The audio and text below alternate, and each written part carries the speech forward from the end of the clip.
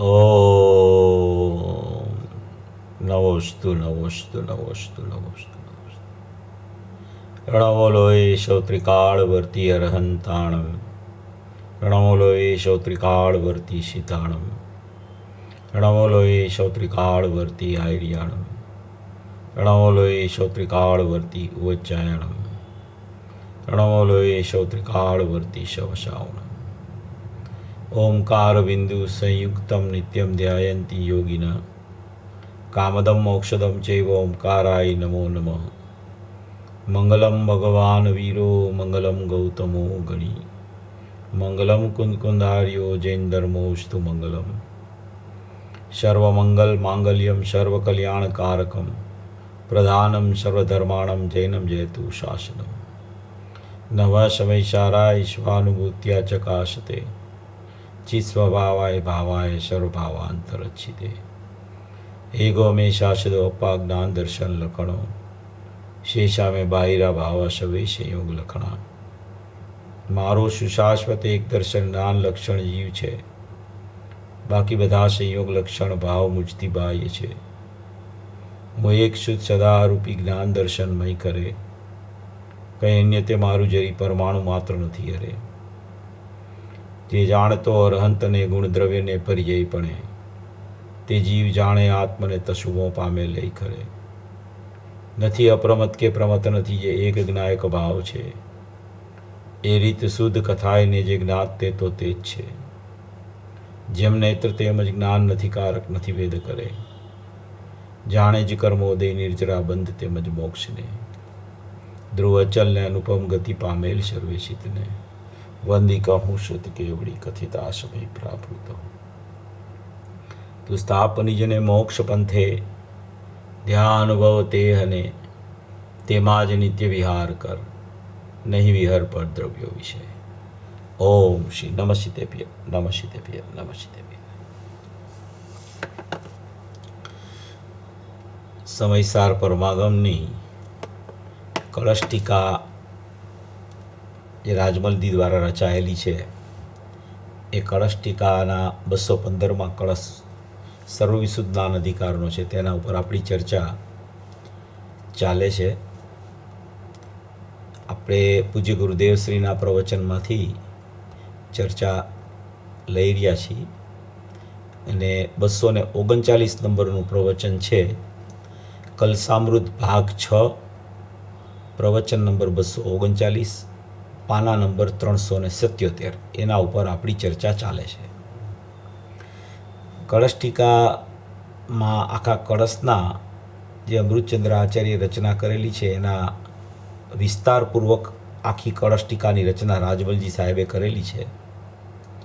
અને તેમાં આ સર્વવિશુદ્ધ જ્ઞાન અધિકાર, એ સર્વવિશુદ્ધ જ્ઞાન અધિકાર ઉત્કૃષ્ટમાં ઉત્કૃષ્ટ અધિકાર છે. તેના 215 કળશ ઉપર આપણી ચર્ચા ચાલે છે.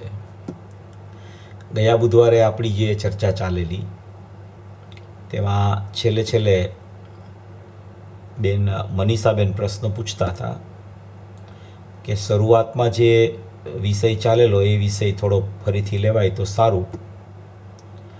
તો એ આપણે વિષય થોડો જરા લઈ લઈએ 5-10 મિનિટ 15 મિનિટમાં, કારણ કે અગત્યનો વિષય છે. એ આપણે ચર્ચા લીધેલી ગયા બુધવારે, એમાં એ રીતે ચર્ચા આવેલી કે એક ત્રિકાળી દ્રવ્ય શાશ્વત છે અને પ્રત્યેક સમયે પરિણામનો ઉત્પાદ થયા જ કરે છે. એક કુટસ્થતા છે અને એક પરિણમન છે, એક ધ્રુવ છે અને એક ઉત્પાદ વ્યય છે. તો એ ધ્રુવ જે શાશ્વત પરમ પારિણામિક ભાવ લક્ષણવાળું જ્ઞાન દર્શન ત્રિકાળ લક્ષણવાળું તત્વ છે, એ તો શાશ્વત મારી અસ્થિ છે. એટલે કે હું જ પોતે એવો છું, કારણ કે હું એટલે કે મારું સ્વરૂપ અનાદિ અનંત છે, મારું સ્વરૂપ ત્રિકાળ છે, મારું સ્વરૂપ ભાવવાન તરીકે રહેલું છે. સ્વભાવવાન, સ્વરૂપવાન, ભાવવાન, એવી અખંડ વસ્તુ, એવું શાશ્વતપણું, એવું એક મારું ચૈતન્ય તત્વ, ધ્રુવ તત્વ, અકર્તા અભોક્તા અકારણ જ્ઞાતા પરમાત્મા, એવું પરમાત્મા સ્વરૂપ મારું અનાદિ અનંત રહેલું છે. એને ત્રિકાળી દ્રવ્ય કહેવામાં આવે. ઉપાદેયભૂત વસ્તુ કહેવામાં આવે. હવે એ વસ્તુથી આપણે વિચાર કરીએ તો એ વસ્તુમાં તો કોઈ પરિણામ જ નથી. પરિણામ એનાથી સર્વથા ભિન્ન છે. પરિણામ પરિણામમાં છે, પરિણામની પરિણામમાં અસ્તિ, પણ મારામાં એની નાસ્તિ છે. એવી દ્રવ્ય પર્યાય સ્વરૂપ વસ્તુ પ્રમાણ છે, અને એમાં એક ત્રિકાળી દ્રવ્ય છે અને એક પરિણામનો ઉત્પાદ વ્યય છે. તો આપણે એ ચર્ચા ચાલેલી કે આ ત્રિકાળી દ્રવ્યથી વિચાર કરીએ તો કોઈ પરિણામ છે જ નહીં તેમાં, એટલે તે પરિણામનો કંઈ પ્રશ્ન જ ઉપસ્થિત નથી થતો ત્રિકાળી દ્રવ્યથી વિચાર કરવામાં આવે તો. હવે એ એક વાત થઈ ત્રિકાળી દ્રવ્યથી. હવે બીજી ચર્ચા કે પરિણામનો વિચાર કેવી રીતે કરવો. તો આપણે એ ટાઈમે ગયા બુધવારે પરિણામના બે પ્રકારનું વર્ણન લીધું હતું કે એક સંયોપસમ ભાવરૂપી પર્યાયો હોય છે પરિણામ, અને એક શ્રદ્ધા અને ચારિત્રની પર્યાય કે બીજા ઘણા ગુણોની ઔદયિક ભાવે પર્યાય હોય છે. જ્યારે શ્રદ્ધા અને ચારિત્ર મુખ્ય હોય છે એમાં ઔદયિક ભાવ તરીકે, અને બાકીની જ્ઞાન દર્શન ને વીર્યની પર્યાયો સંયોપસમ ભાવે છે. સંયોપસમ ભાવનો અર્થ એવો છે કે તેમાં કોઈ પણ જાતની વિવિક્ષા લાગુ ન પડે, કોઈ પણ અપેક્ષા લાગુ ન પડે, એને એક સંયોપસમ ભાવ કહેવાય. એટલે કે ઉપયોગને એક સંયોપસમ ભાવ કહેવાય. ઉપયોગ છે એ સ્વભાવનો અંશ છે જ્ઞાનનો, અને એ ઉપયોગ પ્રત્યેક સમયે સંયોપસમ ભાવરૂપ પરિણમે છે. તો સંયોપસમ ભાવરૂપ પરિણમો તો એ સમયે જેટલો અંશ છે એને કોઈ જ્ઞાનાવરણી કર્મના ઉદયની અપેક્ષા લાગુ ન પડતી હોય એવો એક ભાવ છે, એ સ્વાભાવિક ભાવ કહેવાય, સ્વાભાવિક અંશ કહેવાય, જ્ઞાન દર્શન વીર્યનો અંશ કહેવાય. એને ખરેખર સંયોપસમ ભાવ કહેવામાં આવે. અને શ્રદ્ધા અને ચારિત્રમાં રાગાદી ભાવ બુદ્ધિપૂર્વક કે અબુદ્ધિપૂર્વક વર્તા જ કરતા હોય છે યથા ચારિત્ર ન થાય ત્યાં સુધી. અને જ્યાં સુધી અજ્ઞાની છે જીવ ત્યાં સુધી એને ચારિત્ર ગુણની બહિર્લક્ષી પર્યાયમાં રાગાદી ભાવ પરના લક્ષ્ય ઉત્પન્ન થયા કરે છે. એને ઔદયિક ભાવ કહેવામાં આવે છે. અને એ રાગાદી ભાવની એકત્વ બુદ્ધિ, એનું કર્તૃત્વ, મમત્વ, અહમપણું જ્યાં સુધી ચાલ્યા કરે શ્રદ્ધાની પર્યાયમાં, તો એને પણ ખરેખર મિથ્યાત્વ એટલે ઔદયિક ભાવમાં તે જાય છે. મિથ્યાત્વ અને રાગ બે ઔદયિક ભાવમાં જાય છે. હવે આ એક સંયોપસમ ભાવ છે એની સ્થિતિ શું છે એ આપણે જરા જોઈ લઈએ એટલે એનું સ્પષ્ટીકરણ થઈ જાય. બેન પૂછતા હતા ગયા બુધવારે, એટલે આપણે આ વિષય લીધો છે. કદાચ બેન હશે જ અત્યારે તો સ્વાધ્યાયમાં. હું આ મોક્ષ માર્ગ પ્રકાશકનો બીજો અધ્યાય કાઢું છું. મોક્ષ માર્ગ પ્રકાશક દ્વિતીય અધિકાર, એનું 29 નંબરનું ગુજરાતીમાં પેજ છે. એમાં મથાળું છે નવીન બંધ કેવી રીતે થાય છે. ઘણાએ વાંચેલું હોય, આ ઘણાને ખબર પણ હોય, પણ આ વિષય બહુ અગત્યનો છે. વાત કરે છે નવીન બંધ કેવી રીતે થાય છે, અને એ નવીન બંધ કેવી રીતે થાય છે, એમાં બંધ કેવી રીતે ન થાય એની પણ ચર્ચા છે, બંધ નથી થતો એની પણ ચર્ચા છે. આ ટોડરમલજી સાહેબ છે. હવે એ ટોડરમલજી સાહેબ કેટલી સુંદર સ્પષ્ટીકરણ આ વિષયનું કરે છે, જો આપણે વાંચીએ. જેમ સૂર્યનો પ્રકાશ છે, કદાચ મેં આ પૂર્વે મોનામાં લીધું પણ હોય, મને યાદ નથી, પણ આપણે લઈ લઈએ છીએ અહીંયા. જેમ સૂર્યનો પ્રકાશ છે તે મેઘપટલથી જેટલો પ્રકાશ વ્યક્ત નથી તેટલો તો તે કાળમાં તેનો અભાવ છે. સૂર્યનો જે પ્રકાશ થતો હોય, સૂર્ય ઉગે પ્રકાશ તો થયા કરે એનો, તો પ્રકાશ થાય ત્યારે મેઘપટલનો જેટલો પ્રકાશ, મેઘપટલથી જેટલો પ્રકાશ વ્યક્ત નથી. વાદળા આવી ગયા હોય આડા, વાદળા આવી જાય તો જેટલો પ્રકાશ વ્યક્ત નથી તેટલો તો તે કાળમાં તે વ્યક્તતાનો અભાવ છે. એટલે એટલી વ્યક્તતા તે સૂર્યના પ્રકાશથી નથી હોતી, વ્યક્તપણું નથી હોતું, કારણ કે કોઈ આવરણ છે મેઘપટલનું. એટલા માટે સૂર્યનો પ્રકાશ તો સૂર્યથી પ્રસરાયેલો જ છે સૂર્યથી, પણ વાદળાનું જે આવરણ આવ્યું છે મેઘપટલનું, એટલે એ પ્રકાશ છે, એ પ્રકાશ એટલો એ કાળમાં બહાર નથી આવ્યો, એ અપેક્ષા એનો અભાવ કહેવામાં આવ્યો છે. ત્યાં તો છે પ્રકાશ, સૂર્ય સદાય પ્રકાશિત રહે છે, કદી એનો પ્રકાશ ન હોય એવું બનતું નથી. પણ એ પ્રકાશ હોવા છતાં વાદળું આવી ગયું એટલે એ પ્રકાશ બહાર આવ્યો નથી, એટલે એને તે કાળમાં તેનો અભાવ છે એમ કહેવામાં આવે. તથા એ મેઘપટલના મંદપણાથી જેટલો પ્રકાશ પ્રગટ છે, મેઘપટલનું વાદળા વિખરાઈ ગયા તો જેટલો પ્રકાશ પ્રગટ થયો એ મેઘપટલના મંદપણાથી, એટલે જેટલું મેઘપટલનું મંદપણું છે, ભલે મેઘપટલ રહ્યું પણ એનું જેટલું મંદપણું છે, જેટલું આછેરાઈ દેખાય છે મેઘપટલની, એટલો પ્રકાશ પ્રગટ થઈને બહાર આવી ગયો છે. તો એ જેટલો પ્રકાશ પ્રગટ થઈને બહાર આવ્યો એ સૂર્યના સ્વભાવનો અંશ છે. એટલે કે પ્રકાશ બહાર પણ આવ્યો છે, અમુક અંશે બહાર આવ્યો છે, અમુક અંશે અવરાઈ ગયો છે. એને ક્ષયોપસમ ભાવ કહેવામાં આવે છે. તો જેટલો બહાર આવ્યો છે એ સૂર્યના સ્વભાવનો અંશ છે. એ કોનો અંશ છે? પ્રકાશ બહાર આવ્યો એ મેઘપટલનો અંશ નથી, એ મેઘપટલ જનિત નથી, વાદળા જનિત નથી, પણ એ સૂર્યના પ્રકાશનો અંશ છે. એ મેઘપટલના મંદપણાથી એ ખરેખર એટલો પ્રકાશ વ્યક્ત રૂપે બહાર આવી ગયો છે. તેમ જીવનો જ્ઞાન દર્શન વીર્ય સ્વભાવ છે. જો વાત મૂળ શરૂ થાય છે, તેમ જીવનો જ્ઞાન દર્શન વીર્ય સ્વભાવ છે. જ્ઞાન દર્શનને વીર્યનો સ્વભાવ કીધો છે અહીંયા. તે જ્ઞાનાવરણ દર્શનાવરણ અંતરાયના નિમિત્તથી જેટલો પ્રગટ નથી. જ્ઞાનાવરણ છે એ જ્ઞાનમાં આવરણ કરે, દર્શનાવરણ દર્શનમાં આવરણ કરે, અંતરાય છે એ વીર્યમાં આવરણ કરે. તો જ્ઞાનાવરણ દર્શનાવરણ અને અંતરાય નામના કર્મો છે, ઘાતી કર્મો. મોહની એની જુદી વાત છે, જ્ઞાનાવરણ દર્શનાવરણ અંતરાયની જુદી વાત છે. તો જ્ઞાનાવરણ દર્શનાવરણ અંતરાયના નિમિત્તથી જેટલો પ્રગટ નથી, એટલે કે જેટલો પ્રગટ નથી, જેટલું આવરણ છે તેટલાનો તો તે કાળમાં અભાવ છે, તેટલાનો તો પ્રકાશનો તે કાળમાં ત્યાં અભાવ છે. તથા તે કર્મોના ક્ષયોપસમથી જેટલો જ્ઞાન દર્શન અને વીર્ય સ્વભાવ પ્રગટ વર્તે છે, કર્મનો ક્ષયોપસમ છે, તો જેટલો પ્રગટ સ્વભાવ વર્તે છે તે જીવના સ્વભાવનો અંશ છે. શું કહે છે? એ જીવના સ્વભાવનો અંશ છે. આ પર્યાયમાં દ્રવ્યના સ્વભાવનો અંશ જ્ઞાન દર્શન વીર્ય પણ આવ્યો છે. એ જીવના સ્વભાવનો અંશ છે.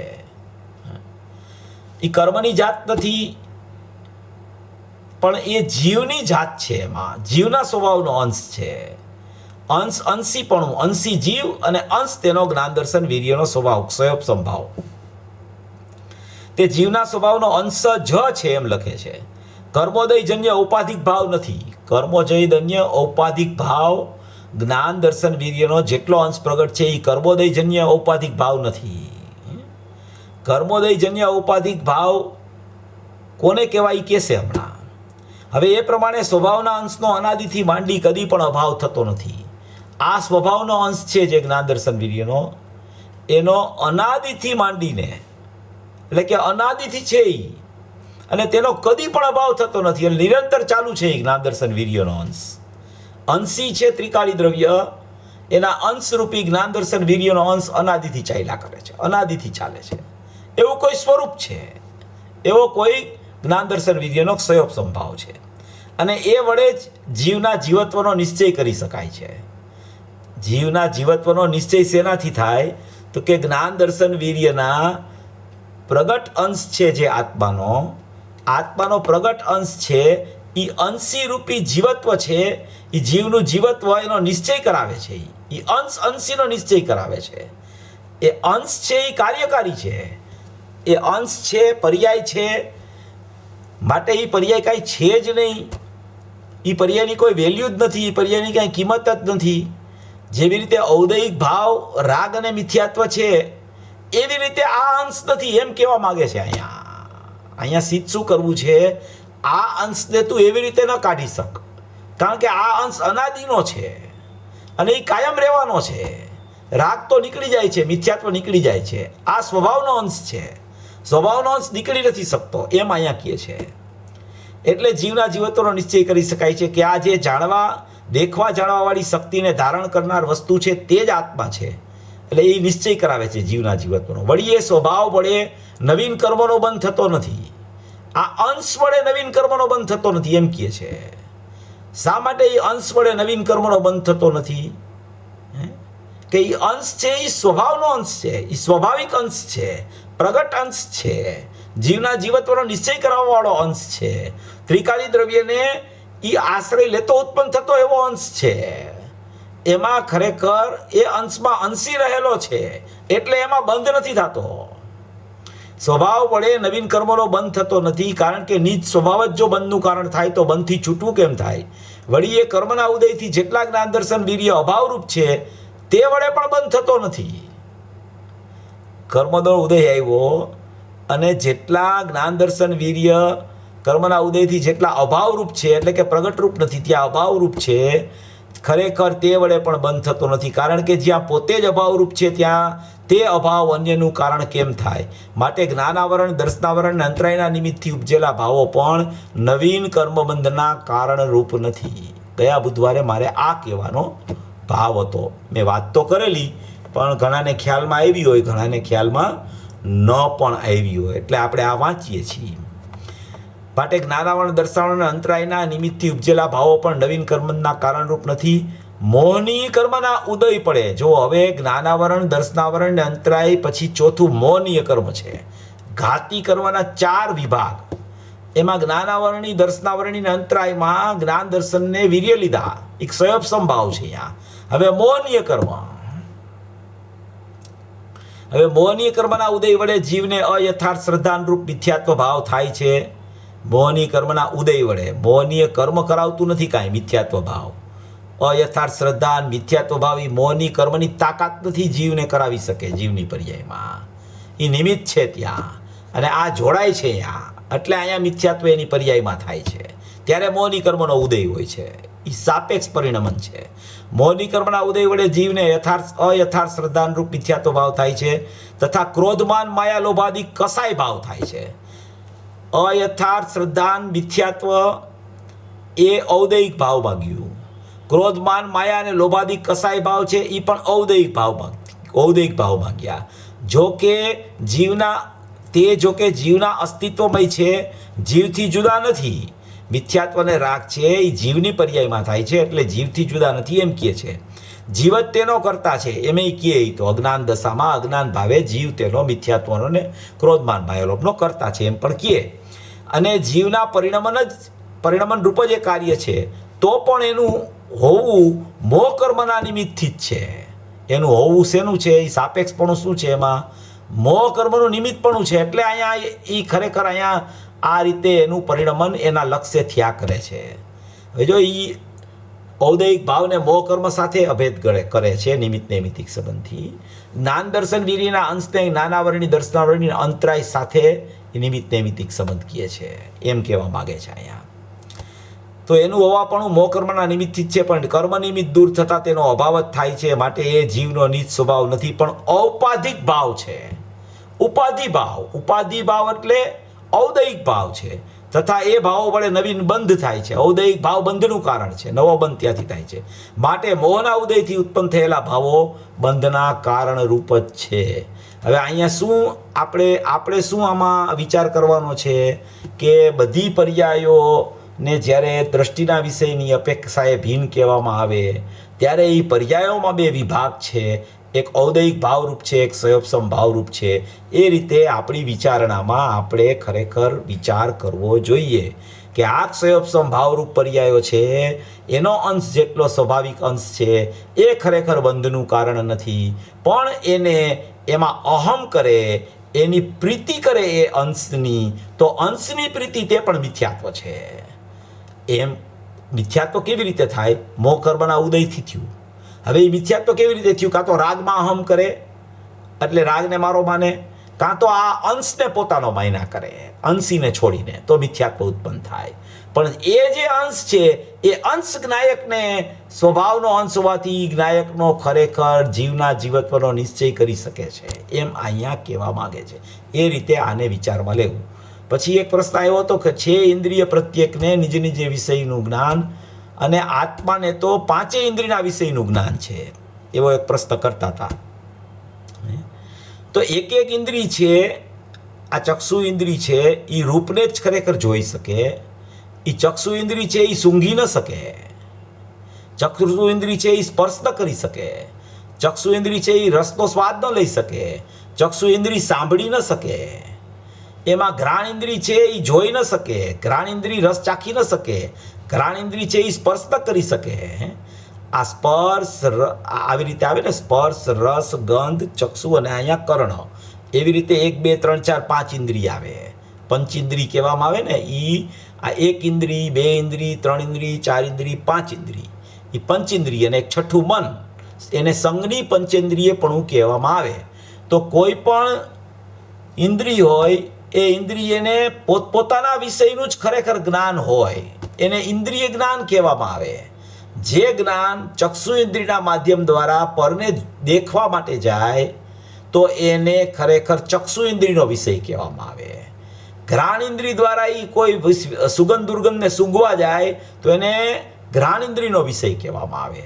રસિન્દ્રિય દ્વારા ચાખવામાં જાય તો એને રસિન્દ્રિયનો વિષય કહેવામાં આવે. સ્પર્શેન્દ્રિય કરવા સ્પર્શ કરવા જાય તો એને સ્પર્શેન્દ્રિયનો વિષય કહેવામાં આવે. કર્ણેન્દ્રિય દ્વારા સાંભળવા જાય તો ખરેખર એને કર્ણેન્દ્રિયનો વિષય કહેવામાં આવે.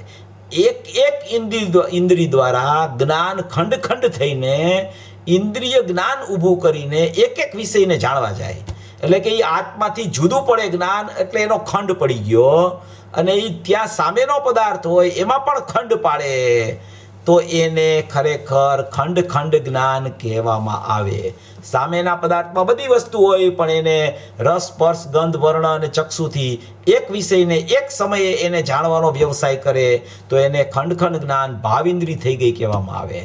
ભાવિન્દ્રિયની ખરેખર પરાધીનતા અને નબળાઈ શું છે, એ ભાવિન્દ્રિય જે 31મી ગાથામાં આવ્યું છે, દ્રવ્યેન્દ્રિય, ભાવિન્દ્રિય અને ભાવિન્દ્રિયના વિષયોથી જુદો એક અતિન્દ્રિય જ્ઞાનમય આત્મા છે. એની પરાધીનતા શું છે કે એ ભાવિન્દ્રિય હંમેશા સન્નિકર્ષ કરીને જાણે. સન્નિકર્ષ કરીને જાણે એટલે કે એ કોઈ બીજા પદાર્થને અવલંબન લઈને જ ખરેખર એનું જાણવું કરી શકે. જેમ કે પાણી હોય, પાણી તો પાણી ઠંડુ છે કે ગરમ છે, એમાં આંગળી બોળે ને ત્યારે એને ખબર પડે ભાવિન્દ્રિયને કે આ પાણી ઠંડુ છે કે ગરમ છે. તો એ ભાવિન્દ્રિય શું કરે કે આ આંગળી છે, એ આંગળી છે એ શું કરે, સ્પર્શ કરે. એ કોનો સ્પર્શ કરે? પાણીનો સ્પર્શ કરે. એ પાણીનો સ્પર્શ કરે આંગળી, એને સન્નિકર્ષ કહેવામાં આવે. સન્નિકર્ષ એટલે સંબંધ જોડે એની સાથે. એટલે આ ઇન્દ્રિય છે એ આ સ્પર્શેન્દ્રિય, જ્ઞાન એ સ્પર્શેન્દ્રિય સાથે જોડાય અને પાણીની કોઈ બકેટ હોય એમાં હાથ બોળે ત્યારે એને ખબર પડે કે આ ગરમ છે કે આ ઠંડુ છે. તો એ ભાવિન્દ્રિયની પરાધીનતા એ છે કે કોઈ પણ પદાર્થને એ સ્પર્શ કરે ને તો જ એને ખબર પડે કે આ પદાર્થ આવો છે. એને ભાવિન્દ્રિય કહેવામાં આવે. રસ, કોઈ વસ્તુ મોઢામાં મૂકે તો એને ખબર પડે કે આ મીઠી છે કે કડવી છે કે ખારી છે. એ સ્પર્શ કરીને જાણે. એવી રીતે એનો વિષય જ એવો હોય કે એ ખરેખર એ ભાવિન્દ્રિય સન્નિકર્ષ કરીને જાણે. જેમ ચક્ષુ ઇન્દ્રિય હોય તો ચક્ષુ ઇન્દ્રિય સામેવાળા પદાર્થને આમ જોવે ને ત્યારે જ એને ખબર પડે કે આ પદાર્થ આવો છે. એમ સન્નિકર્ષ કરવું, સંબંધ જોડવો. સન્નિકર્ષ એટલે સંબંધ જોડવો. એ સંબંધ જોડે ત્યારે જ ભાવિન્દ્રિય જાણી શકે. એટલે ભાવિન્દ્રિય હંમેશા પરાધીન હોય, એ સ્વાધીન ન હોય, પરાધીન હોય, પરના આશ્રયપૂર્વક જ જ્ઞાન કરે. એટલે એવી ભાવિન્દ્રિયને ખંડ ખંડ જ્ઞાન કહી અને ત્રિકાળી દ્રવ્યથી જુદી અને ઉપયોગ લક્ષણથી પણ ભાવિન્દ્રિયને જુદી કહી દેવામાં આવી છે. તો એવી ભાવિન્દ્રિય એક ઇન્દ્રિય દ્વારા એક વિષયને જાણે. પણ આત્મા જે છે એ આત્માનું જ્ઞાન જે છે, એ આત્માનું જ્ઞાન જેને પ્રગટ થાય, આત્માની સન્મુખ થઈને જેને આત્મજ્ઞાન પ્રગટ થાય, જે આત્મજ્ઞાની જીવ, સમકિતી જીવ, સ્વસંવેદન જ્ઞાનમય જીવ થઈ જાય, એ ખરેખર આત્માને જાણતા જ એને પાંચેય ઇન્દ્રિય કેવી છે, પાંચેય ઇન્દ્રિયનું લક્ષણ કેવું છે, એ આત્માને જાણતા જ એને ખબર પડી જાય. એને ભાવિન્દ્રિયના આશ્રયપૂર્વક જાણવા ન જવું પડે. એને સમ્યક જ્ઞાન કહેવાય. સમ્યક જ્ઞાન સ્વપરને જેમ છે તેમ યથાર્થ જાણે તેને ખરેખર સમ્યક જ્ઞાન કહેવામાં આવે. આ બે ચર્ચા હતી એટલે એનો વિષય આપણે જરા લઈ લીધો. હવે આપણે મૂળ વિષય ઉપર આવીએ છીએ, જે આપણો 215 કળશ 377માં પેજ ઉપર આપણી જે વાત ચાલતી હતી એમાં પૂજ્ય ગુરુદેવશ્રીએ આ સર્વગતની ચર્ચા કરી હતી. સર્વગત કોને કહેવાય? સર્વગત નામની એક નઈ આવે છે. મેં કીધું હતું કે સર્વગત નામની નઈ છે. એ સર્વગત નઈ છે ને, એ 47 નઈમાં એક સર્વગત નઈ આવી છે. સર્વગત નઈ એ મને ખ્યાલથી ઘણે ભાગે 20 કે 21 નંબરની નઈ છે. સર્વગત નહીં કહેવામાં આવે છે એને. તો એ સર્વગત નહીં છે ને, એ સર્વગત નહીંનું પરિણમન એવું છે કે એ સર્વગત નહીં ખરેખર એ કોઈને સ્પર્શ કર્યા વગર, કોઈમાં વ્યાપક થયા વગર એ પોતામાં રહીને જાણે એને સર્વગત કહેવામાં આવે. કોઈને અવલંબન લઈને એટલે કે કોઈની સાથે વ્યાપક થઈને જાણે એવું એનામાં પરિણમન નથી હોતું. એને સર્વને જાણે પણ એ કોઈનામાં પ્રસરીને જાણે એવું ન હોય, એટલે એને ખરેખર સર્વગત નહીં કહેવામાં આવે. જો આમાં એનો સ્પષ્ટ કર્યું છે, આત્મા સર્વગત નહીં એ ખુલ્લી રાખેલી આંખની માફક સર્વવર્તી બધામાં વ્યાપનારી છે. એ ખુલ્લી રાખેલી આંખની માફક સર્વ પ્રદેશોમાં વ્યાપનારી છે. એ ખુલ્લી રાખેલી આંખની માફક એ વ્યાપતી નથી, એ બીજા પદાર્થમાં વ્યાપતી નથી. આંખ ખુલ્લી રાખેલી પણ એ પોતામાં પોતાના જ્ઞાનને જાણતા એને ખબર પડે છે બહારમાં પદાર્થ આવો છે. એને સર્વગત નહીં કહેવામાં આવે છે. ગુરુદેવે આમાં ઘણો ખુલાસો એનો નહીંના અધિકારમાં કર્યો છે. જેને વધારે સમજણ જો થોડી વધારે એમાં કરવી હોય તો એ ખરેખર નહીં અધિકાર પ્રવચન નવનીતમાં ત્રીજો ભાગ છે પ્રવચન નવનીતનો, એમાં નયોનું પ્રકરણ આવ્યું છે 47 નયનું. એમાં અલિંગ્રહણના બોલ છે, પ્રવચન સારના 172 ગાથાના 20 બોલ, અને પછી એમાં નયોનો વિભાગ 47 નયનો છે. એનો સ્વાધ્યાય કરવાથી વધારે સ્પષ્ટીકરણ એનું સર્વગતનું એમાં થઈ જશે. એમાં પંચાધ્યાયનો આધારે આ ગુરુદેવ કહે છે ને એમાં જ આપેલો છે. અને પંચાધ્યાયમાં પણ સર્વગતને નયા ભાસમાં નાખ્યું છે, કારણ કે એ પ્રસરીને જાણતું નથી, એ નયનો ભાસ થાય છે એને, એટલે નયા ભાસ કહેવામાં આવે છે. હવે આપણે આ વિષય છે આમાં શું કહેવા માગે છે કે પોતાને અને પરને સર્વને જાણવાનું સ્વરૂપ માટે સર્વગત છે, પણ પરને જાણવું એથી તે પરને જાણતા જ્ઞાન બહાર ચાલ્યું ગયું છે. પોતાના અસ્તિત્વમાંથી એક પ્રદેશ પણ ભિન્ન દૂર થઈ ગયું એમ નથી. જ્ઞાન બહાર ચાલ્યું ગયું માટે પરને જાણે છે એવું નથી. જ્ઞાન પોતામાં રહી અને જ્ઞાન પોતાને જાણતા સ્વપરનું યથાર્થપણું એને ખ્યાલમાં આવી જાય છે, એને ખરેખર જ્ઞાનનું જાણવું કહેવામાં આવે છે. પછી શું કહે છે કે પોતાના અસ્તિત્વમાંથી એક પ્રદેશ પણ ભિન્ન દૂર થઈ ગયું નથી. જ્ઞાન દૂર થઈ ગયું એમ નથી. પોતાના ઘરમાં રહીને, જો આ દ્રષ્ટાંત ખૂબ સરસ છે, પોતાના ઘરમાં રહીને જેમ લશ્કર નીકળે એને જોવે, એ લશ્કરમાં એ આંખ ગઈ નથી. બારીમાંથી જોવે, કોઈ બહાર ન નીકળી શકતો હોય જોવે તો એ લશ્કરમાં એ આંખ ગઈ નથી, અને લશ્કર આંખમાં આવ્યું નથી. ઘરમાં ઊભો ઊભો જોવે, આ બધું નીકળે, એને વરઘોડો નીકળે, રથ નીકળે, હાથી નીકળે, એમ ભગવાન જ્ઞાન સ્વરૂપી પોતામાં બેઠો છે. એમાં આ બધા જળના અને રાગના પ્રકારો લશ્કર નીકળે એ વખતે તેને તે સંબંધીનો સ્વભાવ, તેનું જ્ઞાન થવાનો તે કાળે પોતાનો સ્વભાવ પોતાથી છે, એ અશુદ્ધ નથી. તેનો જ્ઞાન થવાનો સ્વકાળ પોતાનો પોતાથી સ્વભાવ છે. તે સંબંધીનો સ્વભાવ, તેનું જ્ઞાન થવાનો તે કાળે પોતાનો સ્વભાવ પોતાથી છે. પરને લઈને કાંઈ છે જ નહીં. લશ્કરને જોયું માટે ખબર પડી કે લશ્કર આવું છે, તો કે મૂળમાં જ ભૂલ છે. એ બારી પાસે ઊભો રહીને લશ્કરને જોતો જ નથી, જ્ઞાનને જોવે છે, અને એને ખબર પડે છે જ્ઞાનમાં કે આ લશ્કર નીકળ્યું બહારમાં. એને એમ કહેવાય કે એ લશ્કરને જાણ્યું એને. આ અટપટું લાગે કે એને જોવા ગયો ત્યારે એનું જ્ઞાન થયું, ઘરમાં હતો ત્યારે ઘરની વસ્તુનું જ્ઞાન થતું હતું. એમ થાય ને, એમ વિચાર આવે ને કે એ તો બારીમાં બહાર જોવા ગયો ત્યારે લશ્કરનું જ્ઞાન થયું, ત્યારે કોઈ વસ્તુ નીકળી એનું જ્ઞાન થયું. ઘરમાં બેઠો તો એ ઘરમાં તો એ ડાઇનિંગ ટેબલ ઉપર બેઠો હોય કે એ ભગવાનનું શાસ્ત્ર લઈને બેઠો હોય વાંચવા, તો એનું જ્ઞાન થતું હતું. અને જ્યાં એ બારી પાસે ગયો ને જોવા માંડ્યો ત્યાં એનું જ્ઞાન થવા માંડ્યું. તો કે એ સમયે તે જ્ઞાનમાં જાણવાની યોગ્યતા તે પ્રકારની જ હતી, તેવું જ્ઞાનને જાણતા તેવું જાણવું થયું છે.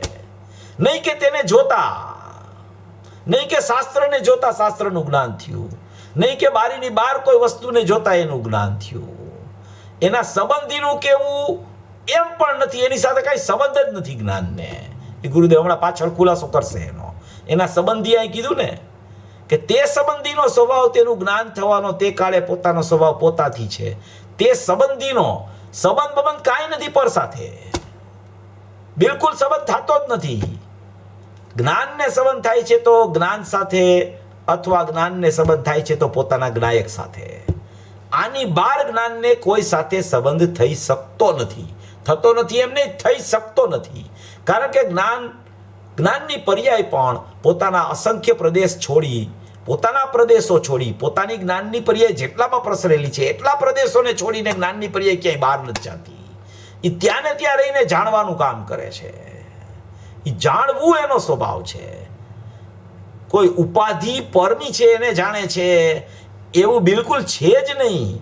એમ કહેવાય, જ્ઞાનમાં જ્ઞાનને જાણતા બહારનું જ્ઞાન થાય એટલે કહેવાય કે એ પરને જાણ્યું, એમ કહેવાય. સોપર પ્રકાશક સ્વભાવ છે, જ્ઞાન સોપરને જાણે છે, બધું કહેવાય. એ બધું કહે, જ્ઞાનીઓ પણ કહે. હજારો વાર કીધું ગુરુદેવે, સોપર પ્રકાશક છે, જ્ઞાનનો સ્વભાવ, જ્ઞાન સોપરને જાણે છે. તો કે એમાં કાંઈ દોષ નથી, જાણે છે, બરાબર છે. તો કે કેવી રીતે જાણે છે? બસ એ પ્રશ્ન મોટો. એ પરની સામું જોઈને જાણે છે. હમણાં આવે છે પ્રશ્ન એમાં, જો હમણાં આપણે જોઈ છીએ. એટલે અહીંયા આ ચર્ચા એ રીતે સમજવી કે પોતામાં પોતાને કાળે જ્ઞાન થવાનો તે કાળે પોતાનો સ્વભાવ પોતાથી છે, એ અશુદ્ધ થયું નથી. પરને જાણ્યું માટે જ્ઞાન બહારમાં ચાલ્યું ગયું છે એમ નથી. જ્ઞાનને જાણતા જ્ઞાનમાં પરનો ખ્યાલ આવ્યો એટલે જ્ઞાન કઈ બહાર જઈને પરને જાણે છે એમ નથી, એમ કહેવા માંગે છે. પરને જાણવું સિદ્ધ નથી કરવું, જાણવું સિદ્ધ કરવું છે. પરને જાણવું સિદ્ધ નથી કરવું, જાણવું સિદ્ધ કરવું છે. જાણવું શું ન જાણે? કે જાણવું બધું જાણે, લક્ષ કરીને ન જાણે. જ્ઞાન જ્ઞાનમાં રહીને બધું જાણે, એ મોટો સિદ્ધાંત છે. લક્ષ કરીને જાણે છે કે લક્ષ કર્યા વગર જાણે છે. બસ અહીંયા આખો ભેદજ્ઞાનનો મંત્ર છે. એ રીતે આ કળશનો વિચાર વધારે વારંવાર કરવા જેવો છે. એ કહ્યું હતું ને તેથી રાણપુર સંવત 84માં એક વેદાંતી ભાવસાર હતો, ખત્રી રૂગનાથ મહારાજ તમે કહો છો વ્યાખ્યાનમાં બધા આવે વેદાંતી, પણ અંદરમાં પેઠા વિના આને જાણવું, અંદરમાં પેઠા વિના સી રીતે જાણે? એમ પ્રશ્ન કર્યો હતો ખત્રીએ. આ અગ્નિને જ્ઞાન જાણે છે તે જ્ઞાન અગ્નિમાં પેઠું છે, જણાય છે કે નહીં? આ અગ્નિ છે એમ જણાય છે કે નહીં? 1984ની આ વાત છે. કેટલા વર્ષ થયા? તો કે 50 વર્ષ. રાણપુર ચોમાસું હતું ને માણસો બધા આવે, નામ પ્રસિદ્ધ ખરું ને, આવે અન્યમતીઓ પણ આવે, દેરાવાસી સાંભળવા આવે, પણ પોતાનો પક્ષ અંદરથી મૂકવો કઠણ પડે. આ વાડામાં હજી પક્ષ લઈને બેઠા, એમાંથી એને ખસવું આકરું પડે. એનો મત એવો હતો કે કોઈ જ્ઞાન કોઈ વસ્તુમાં પ્રવેશ કર્યા વિના જ્ઞાન એને કેવી રીતે જાણી શકે? ગુરુએ દ્રષ્ટાંત આપ્યો કે અગ્નિ એને જાણે તો અગ્નિમાં પ્રવેશ કરીને જ્ઞાન જાણે કે અગ્નિમાં પ્રવેશ કર્યા વિના જાણે? એવો દ્રષ્ટાંત આપીને ગુરુદેવ અહીંયા એને સમજાવે છે. આ દ્રષ્ટાંત ગુરુદેવના ઘણા પ્રવચનોમાં વારંવાર આવતું હોય છે. વેદાંતીનું વેદાંત મત છે એક એવો, એ વેદાંત મત એક એવો છે કે એ પર્યાયને માનતો જ નથી, પરિણમનને ન માને. એકલું દ્રવ્ય માને, એકલું કુટસ્થ દ્રવ્ય, એકલું ધ્રુવ, એકલું ચૈતન્ય. બસ હું તો આટલું જ છે મારું અસ્તિત્વ, બીજું કંઈ છે જ નહીં. એ વેદાંતી. એટલે દ્રવ્ય પર્યાયનું યથાર્થ સ્વરૂપ જો સ્પષ્ટ કર્યું હોય તો પૂજ્ય ગુરુદેવશ્રીએ સ્પષ્ટ કર્યું. અને 363 પાખંડ મદ હતા, એમાં ક્યાં ક્યાં કઈ માન્યતા કેવી રીતે ચાલે છે એનું સર્વાંગી પૂજ્ય ગુરુદેવશ્રીએ જ્ઞાન કરીને સ્પષ્ટીકરણ આ જૈન દર્શનનું, દિગંબર દર્શનનું કર્યું છે એણે. ક્યાંય કોઈ વાતમાં ક્યાંય કોઈ ભૂલ ન થઈ જાય કોઈ જીવની, એટલું બધું સ્પષ્ટીકરણ પૂજ્ય ગુરુદેવશ્રી કરી ગયા છે કે દ્રવ્ય વિના પર્યાય ન હોય ને પર્યાય વિનાનું કોઈ દ્રવ્ય ન હોય. વેદાંતી એમ માને છે કે બસ એ જીવ જ છે બધું, પર્યાય નામની કોઈ અસ્તિત્વ જ નથી. ગુરુદેવ ઘણીવાર એને કહેતા હતા કે આ દુઃખ થાય છે, એ દુઃખ ક્યાં થાય છે? તો કે દુઃખનો અભાવ થઈને પછી સુખ તો થાય છે ને? તો કે હા એ તો છે, દુઃખનો અભાવ થઈને સુખ થાય છે. તો કે જો એ આત્મા જ દુઃખી થઈ ગયો હોય તો પછી એ સુખી કેવી રીતે થાય?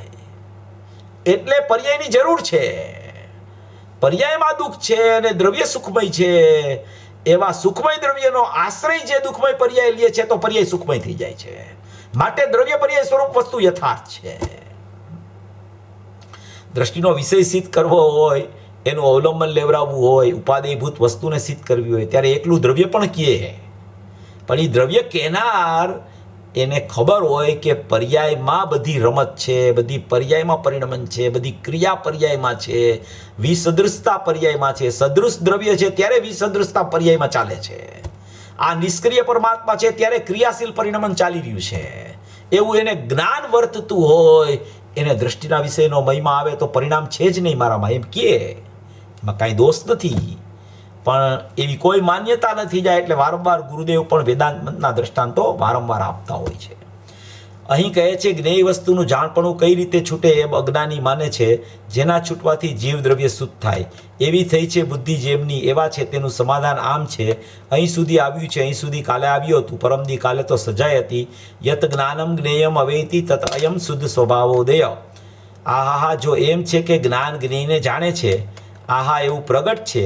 જ્ઞાન સ્વરૂપી ભગવાન આત્મા શરીર વાણી કુટુંબ કબીલો બધા પર જ્ઞેય છે. દેવગુરુ શાસ્ત્ર પણ પર જ્ઞેય છે. અને અંદરમાં દયાદાનનો રાગ આવે એ પણ પર જ્ઞેય છે. આહા, એ એને જાણે એ પ્રગટ છે. એટલે કે શુદ્ધ સ્વભાવનો ઉદય છે, તો એને જાણવું આ રીતનું થયા કરે છે એમ કહે છે. તો આ શુદ્ધ સ્વભાવ ઉદય એ તો શુદ્ધ જીવ વસ્તુનું સ્વરૂપ છે. શુદ્ધ સ્વભાવનો ઉદય, એનું પ્રગટપણું, એની પર્યાયનો ઉત્પાદ, એની જ્ઞાનની પર્યાય પ્રગટ થવી, એ તો શુદ્ધ સ્વભાવનો ઉદય છે. એ જ્ઞાનમાં જાણવું થાય છે, એ તો શુદ્ધ સ્વભાવનો ઉદય છે. એ તો જીવ વસ્તુનું સ્વરૂપ છે. ઉદય પ્રગટ છે એમ કહે છે. શુદ્ધ સ્વભાવોદય એ તો શુદ્ધ જીવ સ્વભાવનું પ્રગટપણું છે. એ તો પ્રગટ જ્ઞાનની પર્યાય થાય છે. જ્ઞાયક ભાવ છે તે ત્રિકાળી છે. જ્ઞાનની પર્યાયનું પ્રગટપણું પ્રત્યેક સમયે થયા કરે છે. આ સ્થિર છે અને ઉત્પાદ થયા કરે છે. સ્વપર પ્રકાશક એ તો શુદ્ધ જીવનો ઉદય છે, પ્રગટ છે. સ્વપર પ્રકાશક જ્ઞાનની પર્યાયનો સ્વતંત્ર સ્વભાવ છે. એમાં સ્વપર એમ આવે છે એટલે સ્વને કારણે સ્વપ્રકાશક અને પરને કારણે પરપ્રકાશક, એવું સ્વપર પ્રકાશકની વ્યાખ્યા નથી. જ્ઞાનની પર્યાયનો સ્વતંત્ર સ્વપર પ્રકાશક પોતાથી પોતામાં પોતાને કારણે સ્વપર પ્રકાશકપણું સ્વયં ઉદિત થાય છે. એને જ્ઞાનની પર્યાયનો સ્વપર પ્રકાશક સ્વભાવ કહેવામાં આવે છે. એટલે એને કોઈ મિલાવટથી સ્વપર પ્રકાશકને બિલકુલ ન જોવું. સ્વપર પ્રકાશક જ્ઞાનની પર્યાયનો ઉત્પન્ન થતો પોતાનો સ્વાભાવિક સ્વભાવ છે. એને સ્વપર પ્રકાશક જ્ઞાનની પર્યાય કહેવામાં આવે છે. એ સ્વપર પ્રકાશક એ તો શુદ્ધ જીવનું ઉદય છે, પ્રગટ છે. આહા, ભારે કામ આકરું. આ તો આખો દી 378 નંબરનું પેજ. આ તો આખો દી જાણે ધંધામાં પડ્યો ને આ કર્યું ને આ કર્યું ને આ કર્યું. આહા, મારી નાખ્યો જીવને, મરણ તુલ્ય કરી નાખ્યો છે. કરવું એવું ગળે વળગ્યું છે કે હજી આ કામ બાકી રહી ગયું છે, હજી આ કામ બાકી રહી ગયું છે, હજી આ કામ બાકી રહી ગયું છે, હજી આ કરવું છે, હજી આ બાકી છે, હજી આ બાકી છે, હજી આ બાકી છે. એને કોઈ દિવસ એન્ડ જ નથી આવતો કાર્યનો. એ કામ બાકી રહી ગયું છે, પણ એને એ ખબર નથી કે આત્માને જાણવાનું કામ મોટામાં મોટું બાકી રહી ગયું છે. પહેલા જ્યાં સુધી એને જાણવાનું નહીં થાય તો એ મોટામાં મોટું એક કામ તારા ખરેખર આ પર્યાયના મનુષ્ય જીવનમાં એ મોટું કામ બાકી રહી ગયું છે કે હું આત્મા છું એવો સ્વીકાર કરવાનું કામ બાકી રહી ગયું છે. બીજા કામો જે બધા છે એ તો એની યોગ્યતા અનુસાર ક્રમબદ્ધ થયા કરે છે. આત્માને જાણવું એ ક્રમબદ્ધ થઈ જશે, એમાં શું દોષ છે? તો કે બિલકુલ એવું નથી. પુરુષાર્થપૂર્વક આત્મા જણાય છે. ને પુરુષાર્થપૂર્વક આત્મા જણાય છે એનો અર્થ એમ છે કે એને આત્માનું અંદરથી બહુમાન આવે છે ત્યારે એવી જ પર્યાયનો ઉત્પાદ થાય છે. એનું નામ પુરુષાર્થ છે.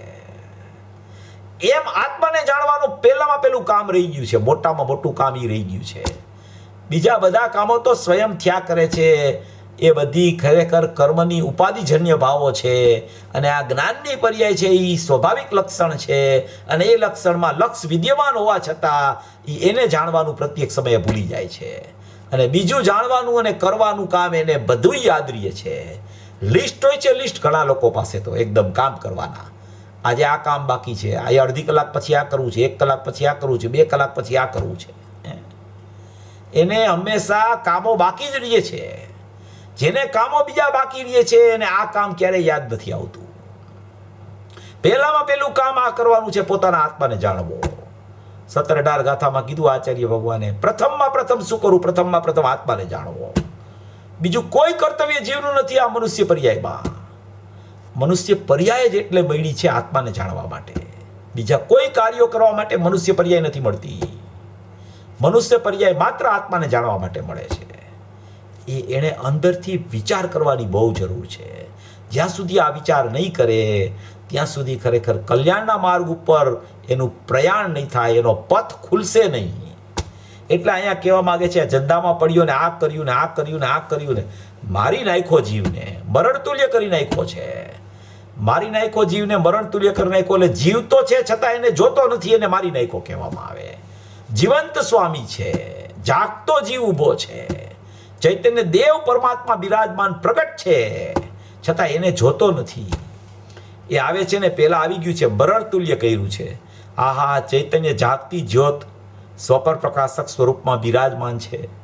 ચૈતન્ય જાગતી જ્યોત છે, એ જાગતી જ્યોત છે, જાગતી જ્યોત છે. ત્યાં અંધારું નથી ક્યાંય. રાગમાં અંધારું છે, મિથ્યાત્વમાં અંધારું છે. ચૈતન્ય જ્યોત તો જાગતી જ્યોત છે, જાગતી જ્યોત છે, જાગતી જ્યોત છે, જીવંત જાગતી જ્યોત છે. એ ચૈતન્ય જાગતી જ્યોત સ્વપર પ્રકાશક સ્વરૂપમાં બિરાજમાન છે. જ્ઞાયક ભાવ સ્વપર પ્રકાશક પર્યાયમાં વિદ્યમાન છે, બિરાજમાન છે એમ કહે છે. લક્ષણ લક્ષને પ્રસિદ્ધ કર્યા કરે છે એમ કહે છે. તારો જ્ઞાનનો પર્યાય જ્ઞાયકને છોડતો નથી એમ કહે છે.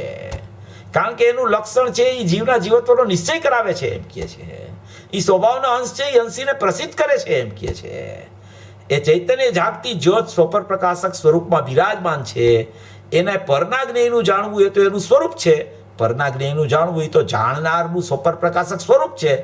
તો એ જાણવું થઈ જાય છે. એને કહે છે એ તો શુદ્ધ જીવનો સ્વભાવ, ઉદય થયેલો સ્વભાવ જ છે. પરનું જાણવું એ કંઈ અશુદ્ધતા છે અને પરને અડે છે માટે પરને જાણે છે એમ નથી. જો બે વાત કરી. પરનું જાણવું એ અશુદ્ધતા છે, તો કે જાણવું અશુદ્ધતા નથી. પરને એકાંતે લક્ષ કરીને પર સન્મુખતા કરવી, તો એ ખરેખર જ્ઞાનમાં અજ્ઞાનત્વ થતા મિથ્યાત્વ અને રાગ દ્વેષની ઉત્પત્તિ થયા કરે છે.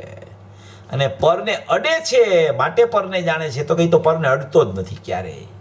એ ક્યારેય પરને અડ્યો નથી, ક્યારેય અડવાનો નથી આત્મા પરને. જ્ઞાનની પર્યાય પરને અડતી નથી. અને જ્ઞાનની પર્યાય પરને તો અડતી નથી, બીજા ગુણની પર્યાયને અડતી નથી. અરે એટલું તો નહીં, જ્ઞાનની પર્યાય દ્રવ્યને અડતી નથી. ત્યાં સુધીની સ્વતંત્રતા જીનાગમમાં બતાવવામાં આવી છે, આચાર્ય ભગવાને બતાવી છે. દ્રવ્યનો સ્પર્શ કરતી નથી, અસ્પર્શી રહે છે દ્રવ્યથી. એટલી બધી એની સ્વાધીનતા ને સ્વતંત્રતા ને નિરપેક્ષતા છે. એટલે કે છે કે પરને જાણવું એ કઈ અશુદ્ધતા છે, એ પરને અડે છે માટે પરને જાણે છે એમ નથી. જો હવે છે ને આ પ્રશ્નોત્તરી ચાલુ થાય છે. આ ખૂબ સુંદર પ્રશ્નોત્તરી છે. મુમુક્ષુ પ્રશ્ન પૂછે કે પર સામું જોઈને જાણે છે. હવે ઉપર આવ્યું કે પરને જાણવું એ કઈ અશુદ્ધતા છે અને પરને અડે છે માટે પરને જાણે છે એમ નથી, એમ કહેવા માંગે છે. એટલે પ્રશ્ન ઉપસ્થિત થયો કે પર સામું જોઈને પરને જાણે છે એમ ગુરુદેવને શ્રોતા એટલે ચંદુભાઈ ડોક્ટર છે, આ એ પ્રશ્ન પૂછે છે. રાજકોટ વાળા જ છે ચંદુભાઈ ડોક્ટર. કે પર સામું જોઈને જાણે છે, તો ગુરુદેવ કહે છે પર સામું જોઈને જાણે છે એમ નહીં. શું કહે છે? પર સામું જોઈને જાણે છે એટલે કે પરનું લક્ષ કણીને પરને જાણે છે એમ નહીં.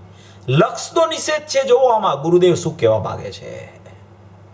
લક્ષનો નિષેધ કરે છે. જાણવું તો સ્વભાવ છે એનો. જાણવામાં જેને સ્વપરને જાણે છે એમ કહેવામાં આવે, તો એમાં જો પરની અપેક્ષા આવી તો એ વ્યવહાર થઈ જાય છે. પણ લક્ષ કરીને તો જ્ઞાન કોઈ દિવસ પરને જાણતું જ નથી. જો શું કહે છે? પર સામું જોઈને જાણે છે એમ નહીં. એટલે કે જ્ઞાન પર સામું જોતું નથી. પર સામું જોવે છે એટલે પરને જાણે છે એમ નથી. બારીમાંથી લશ્કર નીકળ્યું એમ જોવે છે એટલે એ પરને જોવે છે માટે એને જાણે છે, તો કે એમ નહીં. પર સામું જોઈને જાણે છે એમ નહીં. જાણે છે પોતામાં. શું કહે છે? જાણે છે પોતામાં અને પોતાથી. પર એમાં ક્યાંય છે જ નહીં. જ્ઞાનની પર્યાયમાં કે જ્ઞાયકમાં પર નથી એટલે પરને લક્ષ કરીને જાણતું નથી જ્ઞાન. પરની તરફ વળીને જ્ઞાન જાણતું નથી. પર સામું પોતે જોઈને જ્ઞાન એને જાણતું નથી. પર સામું મોઢું કરીને એને જ્ઞાન જાણતું નથી. પરના લક્ષ્ય પરનું જાણવું યથાર્થ થતું નથી. પરના લક્ષ્ય જાણવું નથી ના થતું, પણ અજ્ઞાન થાય છે એમ કહેવા માંગે છે. જો ચોખ્ખા શબ્દો છે ગુરુદેવના, અક્ષરસ ઉતારેલું છે. પર સામું જોઈને જાણે છે, તો કે છે પર સામું જોઈને જાણે છે એમ નહીં. જાણે છે પોતામાં, એટલે કે જાણે છે જ્ઞાનમાં. જાણે છે ક્યાં? તો કે જ્ઞાનમાં. તો કે શું જાણે છે? તો કે જ્ઞાનને. તો કે જ્ઞાનને જાણતા શું ખબર પડે છે? તો કે એવી ખબર પડે છે કે પર આવું છે એમ ખબર પડે છે જ્ઞાનને જાણતા. એમ કહેવા માંગે છે. પરસામું જોઈને જાણે છે એમ નહીં, જાણે છે પોતામાં. પોતામાં એટલે કે જ્ઞાનમાં જાણે છે. અને કોને જાણે છે? કેવી રીતે જાણે છે? કે પોતાથી જાણે છે. પરથી નથી જાણતો, પર છે માટે નથી જાણતો. પરનું અહીંયા જ્ઞાન થયું માટે પરને જાણે છે એમ નથી. જ્ઞાનને જાણતા ખબર પડે છે કે પર આવું છે. પરનો પ્રતિભાસ થયો માટે એને જાણે છે એવું પણ નથી. હજી તો એ કાંઈ ને કાંઈ બાના નીચે પરનું જાણવું સિદ્ધ કરવા માટે પ્રયત્નશીલ થયો છે જીવ. એને છોડવા માટે પ્રયત્નશીલ થયો પરને જાણવાનું. એમ કે પ્રકારે કે પરનું જાણવું કેવી રીતે થાય છે એ હું સંશોધન કરું બરાબર, કે પરનું જાણવું કેવી રીતે થાય છે. કોઈ કે પરનો પ્રતિભાસ થયો માટે પરનું જાણવું થયું. કોઈ કે સ્વચ્છત્વ શક્તિ હતી, પરમાં પ્રતિભાસી હતી એટલે પરનું જાણવું થયું. તો કે પણ તારે પરનું જાણવું સિદ્ધ કરવાની જરૂર શું છે?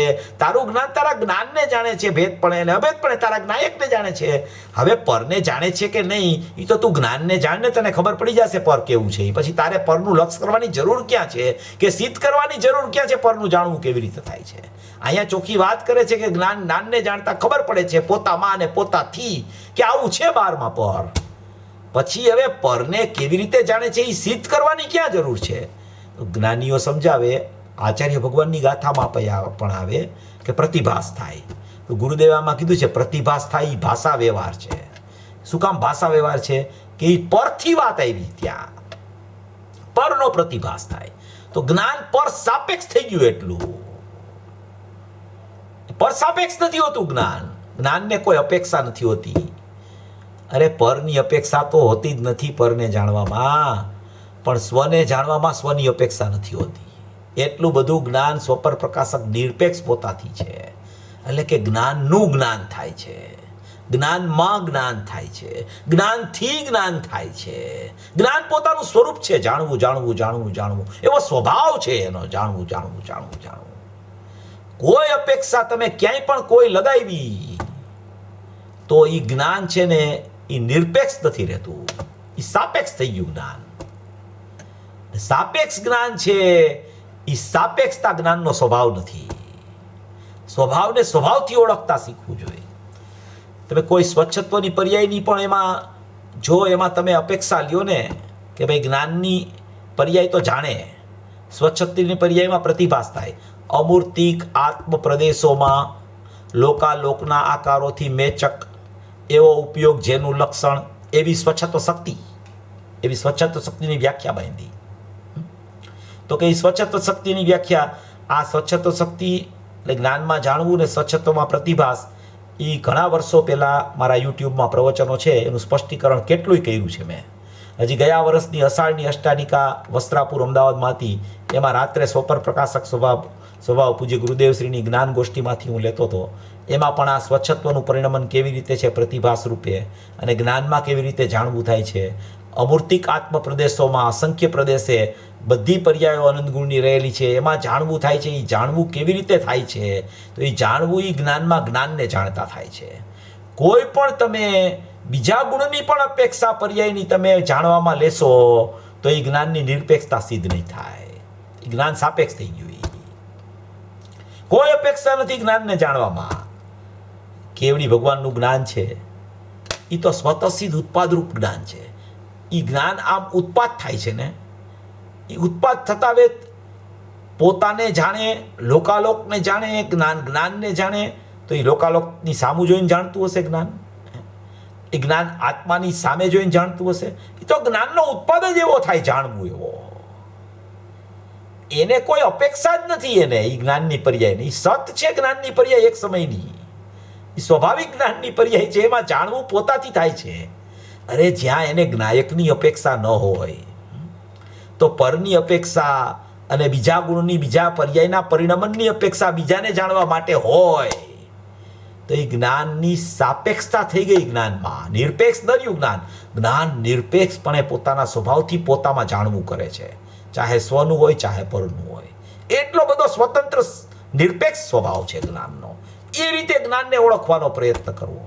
ક્યાંય તમે જો કોઈ ઉપાધિને એની સાથે ભેળવી તો એ જ્ઞાનની નિરપેક્ષતા ખલાસ થઈ જશે. સાપેક્ષ થઈ ગયું જ્ઞાન. સાપેક્ષ જ્ઞાન એ ખરેખર જાણવા માટે બરાબર છે, પણ એ સાપેક્ષ જ્ઞાન એ વાસ્તવિક જ્ઞાન નથી. જ્ઞાન નિરપેક્ષ હોય છે. જ્ઞાનને કોઈની અપેક્ષા નથી હોતી. કોઈને જાણવામાં કોઈની અપેક્ષા જ્ઞાનમાં ન હોય, એવું જ્ઞાનનું સ્વરૂપ છે. એટલે કે છે કે પરસામું જોઈને જાણે છે એમ નહીં, જાણે છે પોતામાં પોતાથી. તો પછી પ્રશ્ન પાછો કરે ને કે પોતાથી પોતામાં જાણે છે તો ઉપયોગ ત્યારે ક્યાં છે? તમે એમ જ કહો છો કે પોતામાં પોતાથી જાણે છે. હવે પાછા એમ કહો છો કે પરને જાણવું છૂટતું નથી, પરને જાણતા અશુદ્ધ થતું નથી. પરને અડતું નથી, પણ પરને જાણે તો છે. જાણે એટલે કઈ અશુદ્ધતા થતી નથી. તો એ ઉપયોગ છે ક્યાં અત્યારે? ત્યારે ક્યાં છે ઉપયોગ કે છે? એ પ્રશ્ન કરે છે. પ્રશ્નકાર પણ હોશિયાર છે. પ્રશ્ન કેવા કરે જુઓ. ઘણા જીવોનો ક્ષયોપસમ છે ને એવો હોય તો પ્રશ્ન તો ઘણા નીકળે, ઘણા પ્રશ્ન થઈ શકે. ક્ષયોપસમ એક જુદી વસ્તુ છે અને આત્મજ્ઞાન એક જુદી વસ્તુ હોય છે. બેયમાં મોટો ફરક છે. આત્મજ્ઞાનમય સર્વજ્ઞત્વ શક્તિ એ આત્મજ્ઞાનમય સર્વજ્ઞત્વ પણ હોય છે. જો શું કહે છે કે ઉપયોગ ત્યારે ક્યાં છે? એ પ્રશ્ન પૂછે છે. ઉપયોગ ત્યારે ક્યાં છે? તો કે ઉપયોગ ભલે પર તરફ છે. જો આ જવાબ ગુરુદેવના એક એક શબ્દની કેટલી બધી કિંમત છે. બહુ અગત્યની વાત કરે છે. ઉપયોગ ભલે પર તરફ છે, સમજો. ઉપયોગ ભલે પર તરફ છે, પણ એ જાણે છે પોતાને પોતામાં રહીને. જુઓ કેવી સુંદર વાત કરે છે. ઉપયોગ પર તરફ છે, પણ એ ઉપયોગ જાણે છે પોતાને. અને એ પોતાને જાણે છે એ કેવી રીતે જાણે છે? તો કે પોતામાં રહીને જાણે છે. તો કે પોતાને પોતામાં રહીને જાણે છે અને પાછો ઉપયોગ ભલે પર તરફ છે, એમ બે સિદ્ધ કેવી રીતે થઈ શકે? તો એ સિદ્ધ એ કરવું છે કે ઉપયોગ તો જાણે છે પોતામાં પોતાને જ, પણ અત્યારે પર સાપેક્ષતા લાગુ પડી છે. પરનું જાણવું થયું એમ કહેવામાં આવે છે. એટલે એ અપેક્ષાએ ઉપયોગ ભલે પર તરફ છે એમ કીધું છે. ઉપયોગ તો પોતે પોતામાં જ હોય છે, એ બહાર જતો જ નથી ખરેખર. સિદ્ધ કરે છે એમ. તો ઉપયોગને પરનો આશ્રય, પ્રશ્ન બીજો આવ્યો કે પરનો આશ્રય છે ઉપયોગને? તો કે આશ્રય ફાશ્રય કાંઈ છે જ નહીં ઉપયોગને કોઈનો. પરનો આશ્રય છે જ નહીં. આશ્રય ક્યાં પરનો લેવા જાય? પરનો આશ્રય કરીને આશ્રય કરે ત્યારે પરનું જાણવું થાય. તો કેવડી ભગવાનને લોકાલોકને જાણવા માટે લોકાલોકમાં પેલા ફરી પડવું પડે. જ્ઞાન ફરી વળવું પડે પેલા જ્ઞાનને બધી જગ્યાએ. જે પદાર્થો ખ્યાલમાં અત્યારે આમ પ્રતિભાસિત નથી થતા, ભલે થાય છે લોકાલોકનો પ્રતિભાસ, પણ એ ખ્યાલમાં નથી આવતા, એવા પદાર્થોનું જ્ઞાન પણ જ્ઞાનમાં રહીને થઈ જાય છે. એટલે ઉપયોગને પરનો આશ્રય બાશ્રય કાંઈ છે નહીં. પેલા કહે છે કે ઉપયોગ પર તરફ છે, પણ એ જાણે છે પોતાને પોતામાં રહીને. પછી કહે છે ઉપયોગને પરનો આશ્રય, તો કે આશ્રય ફાશ્રય કાંઈ ન મળે. તો કે ઉપયોગ પરમાં છે એટલે શું? જો આ પ્રશ્ન કર્યો, ઉપર પ્રશ્ન આવ્યો ને ઉપયોગ ભલે પર તરફ છે, એનો પ્રશ્ન પછી આવ્યો કે ઉપયોગ પરમાં છે એટલે શું? તો કહે છે કે પરમાં નથી ઉપયોગ. જો સિદ્ધ કરે છે ગુરુદેવ કે ઉપયોગ પરમાં નથી, પરને જાણવામાં છે. જો શું કહે છે? પરમાં ઉપયોગ ગયો નથી. આત્માનો જ્ઞાનનો ઉપયોગ, એ જ્ઞાનનો ઉપયોગ પરમાં ગયો નથી, પણ એ પરને જાણવામાં છે. એટલે કે એ જાણવામાં છે. એ જાણવામાં પોતાથી પોતાને જાણતા પર આવું છે એવું ખબર પડે છે. એટલે એમ કહેવાય કે ઉપયોગ પર લક્ષ કરે છે, ઉપયોગ પર તરફ છે, ઉપયોગ પરને જાણવામાં છે એમ કહે. પછી એમ કે એ પોતાને પોતામાં રહીને જાણે છે એમ પાછા કહે છે. ઉપયોગ પરમાં છે એટલે પરમાં નથી, પરને જાણવામાં છે. ઝીણી વાત છે ગુરુદેવ કે. શું કહે ગુરુદેવ? ઝીણી વાત છે. તમે ભલે પ્રશ્ન કર્યા કરો, પણ આ વાત બહુ ઝીણી છે. ઝીણી છે એટલે જ્ઞાનને જ જાણે છે. કોઈ દિવસ જ્ઞાન પરસન્મુખ થઈને પરને જાણતું નથી. ખરેખર જ્ઞાન પરસન્મુખ થતું નથી. જ્ઞાનીનું જ્ઞાન તો પરસન્મુખ નથી થતું. અજ્ઞાનીનું જ્ઞાન પણ જ્ઞાનમાં રહીને જ્ઞાનને જાણતા પર છે એમ એને ખબર પડે છે, પણ એની માન્યતામાં, એની શ્રદ્ધામાં એમ છે કે મેં પરનું લક્ષ કર્યું એટલે પરનું જાણવું થયું. એની માન્યતા ખોટી છે. એનું જ્ઞાન તો જ્ઞાનમાં રહીને જાણે છે. એની મિથ્યા માન્યતાને કારણે એને એવો ભ્રમ ઉત્પન્ન થાય છે કે મારું જ્ઞાન પરમાં ચાલ્યું ગયું, મારું જ્ઞાન પરને જાણવા વયું ગયું. એનું જ્ઞાનને જ જાણ્યા કરે છે. જ્ઞાન ઉત્પન્ન થતા વેદ, કાં તો જ્ઞાનને ભેદપણે જાણે ને કાં તો જ્ઞાયકને અભેદપણે જાણે. આટલી જ જ્ઞાનની મર્યાદા છે, આટલી એની બાઉન્ડ્રી છે, આટલું એનું વર્તુળ છે. એનાથી બહાર એનું વર્તુળમાં કાંઈ છે જ નહીં. એ રીતે એનો વિચાર જીવે કરવો જોઈએ. જુઓ, ઝીણી વાત છે. ઉપયોગ ભલે વિકલ્પમાં આવ્યો, વિકલ્પમાં આવ્યો એટલે શું? જ્ઞાની હોય તો જ્ઞાનીને સવિકલ્પમાં આવે એટલે વિકલ્પમાં ઉપયોગ આવે. અજ્ઞાની હોય તો અજ્ઞાનીને રાગ ચાલતો હોય એને વિકલ્પ કહેવામાં આવે. તો એ જ્ઞાન અહીંયા થયું ત્યારે એને એમ કહેવાય કે ઉપયોગ અત્યારે વિકલ્પમાં છે, કારણ કે રાગ ચાલુ છે, એટલે એને રાગ મિશ્રિત જ્ઞાન પણ કહેવામાં આવે. ઉપયોગ ભલે વિકલ્પમાં આવ્યો પણ છતાં એ વિકલ્પને ઉપયોગ જાણે છે એવું એનું સ્વરૂપ છે. વિકલ્પને ઉપયોગ જાણે છે, એ ઉપયોગ જાણે છે. વિકલ્પને ઉપયોગ જાણે છે એમ કીધું, એનો અર્થ શું? કે અત્યારે વિકલ્પ ચાલુ છે અને એ વિકલ્પ ચાલુ છે એટલે અહીંયા એવું જ્ઞાન એને વર્તે છે. એનો અર્થ કે ઉપયોગ વિકલ્પને જાણે છે. લક્ષ કરતું નથી, વિકલ્પને જાણવા જાતું નથી. જ્ઞાનનો સ્વભાવ જાણવું છે, પોતામાં રહીને પોતે જાણવું કર્યા કરે છે. ત્યારે એને ખબર પડે છે કે હું તો જ્ઞાન માત્ર છું, અને એવું જ્ઞાન માત્ર છું એવી ખબર નથી હોતી. એને વિકલ્પની સન્મુખતા થઈને પરલક્ષ થઈ અને પ્રત્યેક સમયે મિથ્યા જ્ઞાનનો જન્મ થયા કરે છે. અહીંયા આવી સ્પષ્ટતા જ્ઞાનના સ્વભાવની પૂજ્ય ગુરુદેવશ્રી કરવા માગે છે. આ રીતે એનો વિચાર પ્રથમથી જ કરવા જેવો છે. જ્યાં સુધી આ રીતે વિચાર નહીં ચાલે ત્યાં સુધી જ્ઞાનનો સ્વભાવ નહીં સમજાય. જ્ઞાનનો સ્વભાવ નહીં સમજાય ત્યાં સુધી પરલક્ષ નહીં છૂટે. પરલક્ષ નહીં છૂટે ત્યાં સુધી પરનું જાણવું કેવી રીતે થાય છે એ પણ ખ્યાલ નહીં આવે. અને ત્યાં સુધી સ્વનું લક્ષ જ્યાં સુધી નહીં થાય ત્યાં સુધી પરનું જાણવું પણ યથાર્થ એને કહેવામાં નહીં આવે. એમ અહીંયા કહેવા માગે છે. તો કે છે ઉપયોગ સ્વમાં જ જાય એવો નિયમ નહીં? તો કે ના, એ નિયમ નહીં. ગુરુદેવ કહે છે એવો કાંઈ નિયમ નહીં. તો કે જ્ઞાનનો ઉપયોગ બહારમાં હોય?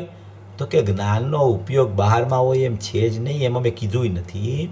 જ્ઞાનનો ઉપયોગ તો અંદરમાં છે, બહારમાં નથી. એ તો અંદરમાં પોતામાં છે. જો કેટલું સિદ્ધ કરે છે. જ્ઞાનનો ઉપયોગ બહાર નથી ગયો. જ્ઞાનનો ઉપયોગ અંદરમાં છે એટલે જ્ઞાનનો ઉપયોગ જ્ઞાનમાં છે. અંદરમાં છે એટલે જ્ઞાનનો ઉપયોગ જ્ઞાનના ઉપયોગમાં છે, એટલે કે પોતામાં છે. આ અક્ષરસ પ્રવચનનો આ ફાયદો છે. સ્પષ્ટતા જ્ઞાનમાં બરાબર ખ્યાલ આવે છે કે આ શું કહેવા માગે છે. આ પ્રવચન આપણે સાંભળ્યું હોય ને તો ગુરુદેવ તો કાંઈ એક શબ્દ મૂકીને એક શબ્દ બોલીને કાંઈ થોપતા ન હોય. આપણે સાંભળતા જતા હોય. સામે અક્ષરસ પ્રવચન હોય તો પણ આપણે જોઈને આપણી નજરમાં પણ એ બધું પસાર થઈ જાય. પણ જ્યારે આ અક્ષરસ આપણે વાંચીએ ને શાંતિથી પ્રવચન પૂરું થયા પછી, અને એ પણ આવી રીતે વાંચીએ, શબ્દને તોલીને, શબ્દ પાસે ઊભા રહીને એનો વિચાર કરીને, એનું જ્ઞાનમાં સ્પષ્ટીકરણ કરીને જ્યારે એને વાંચવાનો પ્રકાર ચાલુ થાય ત્યારે એક કળશનું એક પ્રવચન આપણે કેટલા દિવસથી ચાલે છે, કેટલા ટાઈમથી, એ ત્યારે અમુક ભાવ એના ખ્યાલમાં પકડાય કાંઈ શું કહેવા માગે છે. એટલી બધી ગુરુદેવે આપણા ઉપર ખરેખર કરુણા કરીને આ પ્રવચનો કર્યા છે. આ પ્રવચનોમાં કેટલું રહસ્ય ભરેલું છે. 12 અંગનો સાર છે ગુરુદેવની વાણીમાં. આ તીર્થંકરનું દ્રવ્ય, કરુણાનો સાગર, અધ્યાત્મ સ્રષ્ટા, સ્વાનુભવથી વિભૂષિત, કે જેનો પ્રત્યેક સમયની પર્યાયમાં વેદન ચાલુ છે આત્મિક, એવા પુરુષની આ વાણી નીકળી ગઈ છે. આપણા સદભાગ્ય વાણી નીકળી ગઈ છે. બહારમાં નથી, એ તો અંદરમાં પોતામાં છે. અંદરમાં છે પણ મોઢું બહાર છે. જો મુમુક્ષુ પ્રશ્ન કરે છે કે એ અંદરમાં છે ઉપયોગ, પણ એનું મોઢું તો બહાર છે ને. હવે ઉપયોગ અંદર બહાર રહ્યો હોય તો મોઢું બહાર એનું જાતું હોય છે? જ્યાં ઉપયોગ હોય ત્યાં મોઢું હોય ને, મોઢું બહાર કેવી રીતે જાય? તો કે ના, મોઢું પણ બહાર નથી. જ્યાં ઉપયોગ છે ત્યાં જ મોઢું છે. ઉપયોગ અંદરમાં છે, એનું મોઢું અંદરમાં છે, બહાર ગયું જ નથી મોઢું. પરને જાણવા માટે કે પોતાની પર્યાયમાં અસંખ્ય પ્રદેશે થતા રાગાદી ભાવોના વિકલ્પને જાણવા માટે પણ જ્ઞાનનો ઉપયોગ વિકલ્પની સન્મુખતા કરતો નથી. વિકલ્પની સન્મુખતા કરે એટલે વિકલ્પનું જાણવું થાય, એવી બિલકુલ પરાધીનતા જ્ઞાનને હોતી નથી. જ્ઞાનની પરાધીન જ્ઞાનનો સ્વભાવ નથી. જ્ઞાનનો સ્વભાવ સ્વાધીન છે. એમ અહીંયા કહેવા માગે છે. ઘણું સરસ છે. આ હજી આપણે ચાલશે. આમાં તો ઘણો વિસ્તાર છે આ કળશમાં. હજી તો 2-4 પાના છે ને, એમાં એટલું બધું રહસ્ય ભરેલું છે. ગુરુદેવ કેટલું ખોલીને સમજાવવાનો પ્રયત્ન કરે છે. કેટલો એમણે પુરુષાર્થ કર્યો હશે આ નિર્ણયો કરવા માટે સમ્યક દર્શન પહેલાં. આ તો પૂર્વના કોઈ ગાઢા સંસ્કાર પૂર્વના એમના. તીર્થંકરની સાક્ષાત નિવેદવાની પ્રત્યક્ષ સાંભળેલી અને રોજ એ પોતે સાંભળવા જતા અને કેટલો અંદરમાં એણે સાંભળીને ગ્રહણ કર્યું. ઘણીવાર આપણને વિચાર આવે ને કે આટલું બધું સ્પષ્ટીકરણ 45 વર્ષ સુધી ગુરુદેવે કેવું નિરંતર કેવી રીતે કર્યું હશે, કેવી રીતે કર્યું આટલું બધું વર્ણન. આખી સિમંદર ભગવાનની દેશના આવી ગયા. તો કે ઈ તો કુનકુંદ આચાર્ય તો 8 દિવસ ગયા વિદેમાં. 8 જ દિવસ ગયા ને. ભલે આચાર્ય હતા, 3 કસાઈના અભાવપૂર્વકની સ્થિતિ હતી, પ્રચુર સ્વસંવેદન વર્તતું હતું, પણ ગયા 8 દિવસ માટે. દિવ્યધ્વનિનું શ્રવણ કર્યું 8 દિવસ માટે. અને ગુરુદેવ તો હજારો વર્ષ રહ્યા વિદેમાં. હજારો વર્ષ. એટલે કોઈ આચાર્ય ઓછો રહ્યા એટલે એના જ્ઞાનની કોઈ ઓલી કરવાની વાત નહીં. આચાર્યનું જ્ઞાન તો ગુરુદેવ તો કહે છે અમે તો મુનિઓના દાસાનું દાસ છીએ. પણ આ સ્પષ્ટીકરણ આટલું કુનકુંદ આચાર્યની વાણી એને લખી 8 દિવસમાં. પંચપરમાગમ યા જઈને આવ્યા ને અહીંયા આવીને વાણી પંચપરમાગમમાં ભરી. એનું રહસ્ય ગુરુદેવે આટલું બધું કાઢ્યું કેવી રીતે એની વાત ચાલે છે.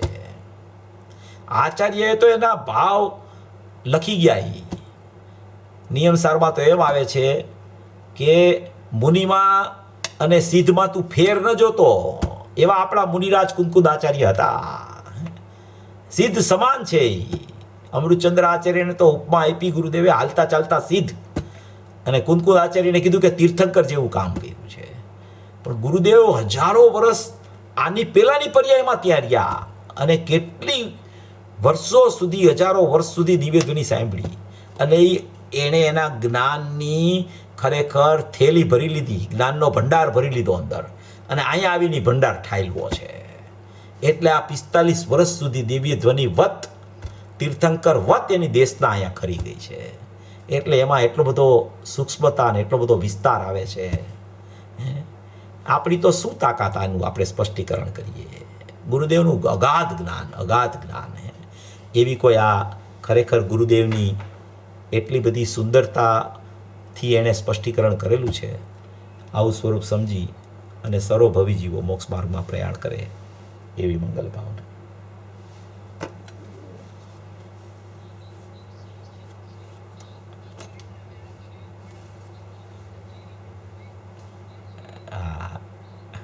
સર વિશે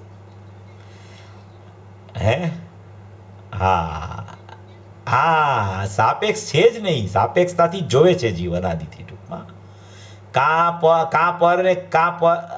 કાં પરને લક્ષ કરીને જાણું છું એમ વિચારે છે, અને કાં પર છે માટે એનું આ જ્ઞાન થાય છે એવી સાપેક્ષતાથી જ્ઞાનને વિચારે છે.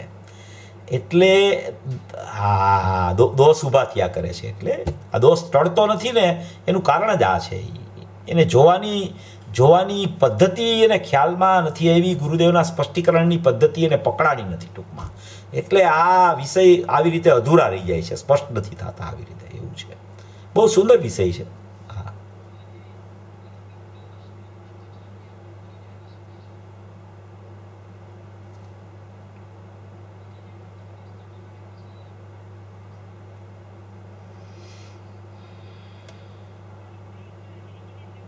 હા.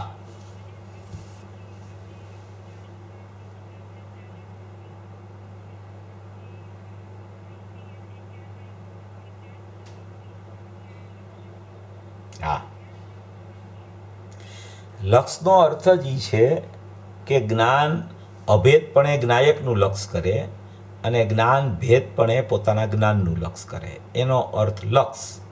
અને લક્ષ કોઈ દિવસ પરનું ન કરે, કોઈ દિવસ પર પદાર્થને લક્ષ કરીને જાણે નહીં. એ વારંવાર એક વ્યાખ્યા બાંધેલી છે. એ કહેતા હતા કે જ્ઞાનનું લક્ષણ પરમ અધ્યાત્મ તરંગીણીમાં બાંધ્યું છે. પરલક્ષ અભાવાત ચંચલતા રહિતમ અને અચલમ જ્ઞાનમ. એવું જ્ઞાનનું લક્ષણ પરમ અધ્યાત્મ તરંગીણી સુપચંદ્ર આચાર્યએ જે અમૃતચંદ્ર આચાર્યના કળશો ઉપરથી લખેલી છે એમાં એમણે આ સૂત્ર મૂક્યું છે કે જ્ઞાનનું લક્ષણ શું, તો કે પરલક્ષ અભાવાત ચંચલતા રહિતમ અચલમ જ્ઞાનમ, એને લક્ષણ બાંધ્યું જ્ઞાનનું. એટલે લક્ષ કરીને કોઈ જ્ઞાન પરને જાણે કે કોઈ પદાર્થને લક્ષ કરીને જાણે તો એ એવું સ્વરૂપ જ્ઞાનનું નથી હોતું. જ્ઞાન પોતે પોતાથી જાણવું કરે છે. જેમ આપણે કેવડી ભગવાનનું દ્રષ્ટાંત લ્યો, ગુરુદેવના પ્રવચનમાં આવે કે જ્ઞાન છે કેવડી ભગવાનનું, એ પ્રગટ થાય તો એ પ્રગટ થતા વેત એ લોકાલોકને પ્રત્યક્ષ જાણે, પોતાના આત્માને પ્રત્યક્ષ જાણે, કોઈની સન્મુખ થયા વગર જાણે. એ જ્ઞાનનો ઉત્પાદ જ એવો થાય. એ જ્ઞાનની સ્વાધીનતા છે, એ જ્ઞાનની સ્વતંત્રતા છે.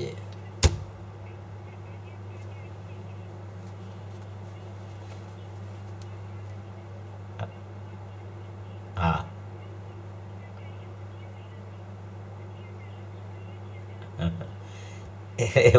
ઉપયોગમાં જ રહીએ છે અને એ ઉપયોગમાં જ એને ખબર પડે છે કે જ્ઞાયક ભાવ આવો છે. એનું નામ સ્વનું લક્ષ કહેવામાં આવે છે. ઉપયોગમાં એને ખબર પડે છે. ઉપયોગ સ્વપર પ્રકાશક છે. ઉપયોગ છે સ્વપર પ્રકાશક. હવે એ ઉપયોગમાં રહીએ છે. ઉપયોગ પોતામાં પોતાથી છે. એ પોતામાં પોતાથી છે. એમાં એને જ્ઞાયકનું પણ જ્ઞાન વર્તે છે અને વિકલ્પનું પણ જ્ઞાન વર્તે, લોકાલોકનું પણ જ્ઞાન વર્તે. પણ ઉપયોગ કેવો છે તો કે ઉપયોગમાં છે, પોતામાં છે ઉપયોગ. તો એ ઉપયોગ પોતામાં છે, એમાં જ્ઞાયકનું એને જ્ઞાન થયું તો એને ખબર પડી કે હું જ્ઞાયક જ છું. એ સમયે જ્ઞાનમાં એનું નામ જ્ઞાયકનું લક્ષ કહેવામાં આવે છે. જ્ઞાયક ક્યાંય બહાર પડ્યો છે અને એનું લક્ષ કરવા જ્ઞાન જાય છે એવું બિલકુલ હોતું નથી ત્યાં. એમ અહીંયા અર્થ એ રીતે સમજવાનો.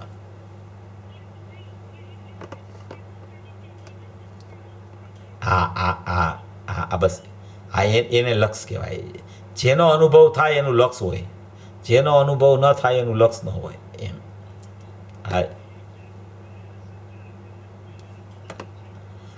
જ્ઞાનની પર્યાયના સટકારકથી જ બધું કામ ચાલે છે એકદમ. જ્ઞાનનું સામર્થ્ય, જ્ઞાનનો સ્વભાવ અને જ્ઞાનના સટકારક, આ ત્રણેય વાત બહુ ઇમ્પોર્ટન્ટ છે. જ્ઞાનનો સ્વભાવ જાણવું, જ્ઞાનનો સામર્થ્ય બધાને જાણવું અને જ્ઞાનની પર્યાયમાં સ્વતંત્રપણે જ્ઞાનના સટકારક રચાવા. આ ત્રણેય વસ્તુ એક સમયે એક સાથે એક જ્ઞાનમાં ચાલતી હોય છે. આવું સ્વરૂપ છે જ્ઞાનનું. એક સમયની જ્ઞાનની પર્યાયનું સ્વરૂપ છે આ. તો હજી એક સમયની જ્ઞાનની પર્યાયનું સ્વરૂપ. એવી અનંત અંશોવાળી જ્ઞાનની પર્યાય એક જ્ઞાન ગુણમાં પડી છે અને એવા અનંત ગુણોનું સામર્થ્ય લઈને બેઠેલો અનંત ગુણાત્મક એક જ્ઞાયક પરમાત્મા હું ચૈતન્ય જ્યોત છું. કેટલી મહિમા છે એની. એક જ્ઞાનની પર્યાયનું સામર્થ્ય, આટલું સ્વભાવ આવો, એવી શક્તિ લઈને બેઠી છે જ્ઞાનની પર્યાય. એટલી બધી સુંદરતા છે આની.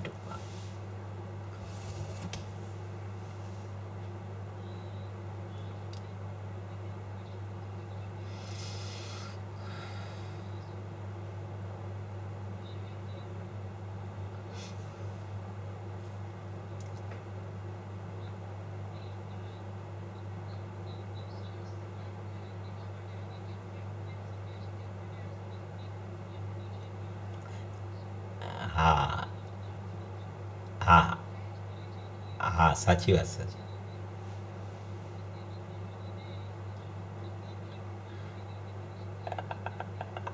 ઇમ્પોર્ટન્ટ છે. ના બહુ. એટલે આપણે શું છે, એક જ વાત બેન વિચારવા જેવી છે કે આપણી મર્યાદા આપણે એટલી જ બાંધી લેવાની કે કોઈ પણ પદાર્થ વિશે કાંઈ પણ આપણા જ્ઞાનમાં ખબર પડે તો આપણે એમ જ વિચાર કરવાનો કે મને જ્ઞાન થાય છે, મને જ્ઞાન થાય છે, મને જ્ઞાન થાય છે. મને જ્ઞાન સિવાય કાંઈ થતું નથી. મારામાં થાય છે તો જ્ઞાન થાય છે અને હું છું તો જ્ઞાયક છું. થાય છે તો જ્ઞાન થાય છે, છું તો જ્ઞાયક છું. રાગને તો યાદ જ ન કરવો, કારણ કે રાગ થાય છે પર્યાયમાં બહિર્લક્ષે, પણ મને તો જ્ઞાન થાય છે. મને શું થાય છે તો કે મને જ્ઞાન થાય છે. કારણ કે રાગ મારી વસ્તુ નથી, જ્ઞાન મારી વસ્તુ છે. તો મારી વસ્તુમાં જે થાય એ મારું હોય, મારી વસ્તુની બહાર જે થાય એ મારું ન હોય. તો રાગ તો બહાર થાય છે, રાગનું જ્ઞાન થયું તો કે મને તો પણ જ્ઞાન થયું છે, મને જ્ઞાન થાય છે, મને જ્ઞાન થાય છે અને હું છું તો હું જ્ઞાયક છું. બસ આટલી મર્યાદા જીવની છે. આની બહાર જીવનું કાંઈ નથી. જ્ઞાયક ને જ્ઞાનની બહાર, એ જ્ઞાયક ને જ્ઞાનની બહાર જેટલું છે ને એ ખરેખર જોવો ને તો બધું પૂતગલ છે. એ પછી એની પર્યાય પરલક્ષી થઈ તો એ પૂતગલ છે, એની પર્યાયમાં પરસંબંધીનું કાંઈ વિકલ્પ થયો તો એ પૂતગલ છે. એ બધું કર્મ સાપેક્ષતામાં જાય છે, એ બધું પૂતગલમાં જાય છે. જ્ઞાન મારું લક્ષણ, જ્ઞાન મારો સ્વભાવ, જ્ઞાનમાં જાણવું એ મારી સ્થિતિ અને જ્ઞાયક મારો એક જ્ઞાયક ભાવ. આટલી વસ્તુની મર્યાદા છે. આમાં જે ટકી જાય છે ને એને ખરેખર પોતાનો આત્મા મળે ને મળે જ છે. એની બહાર કાંઈ છે જ નહીં મારું. એ રીતે એણે આખો વિચારધારા પલટાવી નાખવી, એણે પોતાની વિચારધારા એકદમ. જો એ વિચારધારા પલટી ગઈ, હા હાજી હાજી,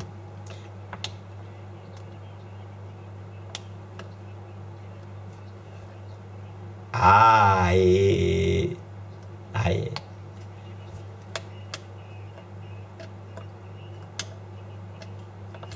હા બસ બસ બસ બસ બસ હું જાણનાર છું અને મને થાય છે તો જાણવું થાય છે. બસ બીજું કાંઈ થતું જ નથી, કાંઈ થયું નથી.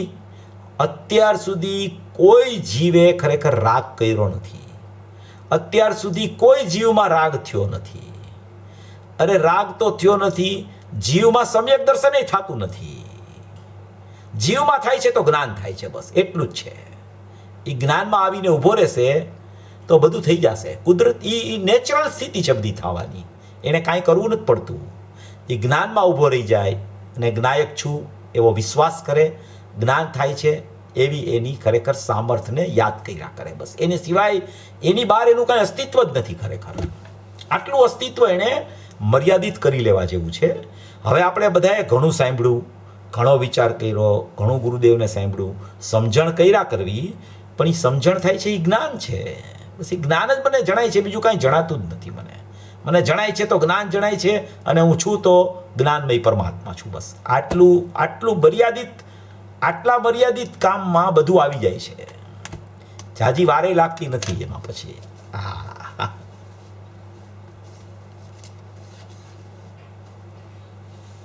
હાજી હાજી હાજી બોલો બોલો.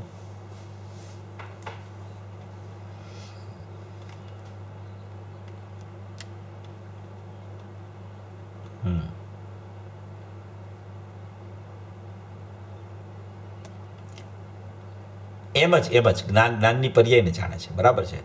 જ્ઞાનની પર્યાયને જાણે એનું નામ ભેદ, જ્ઞાનની પર્યાય જ્ઞાયકને જાણે એનું નામ અભેદ. એમ એવી રીતે.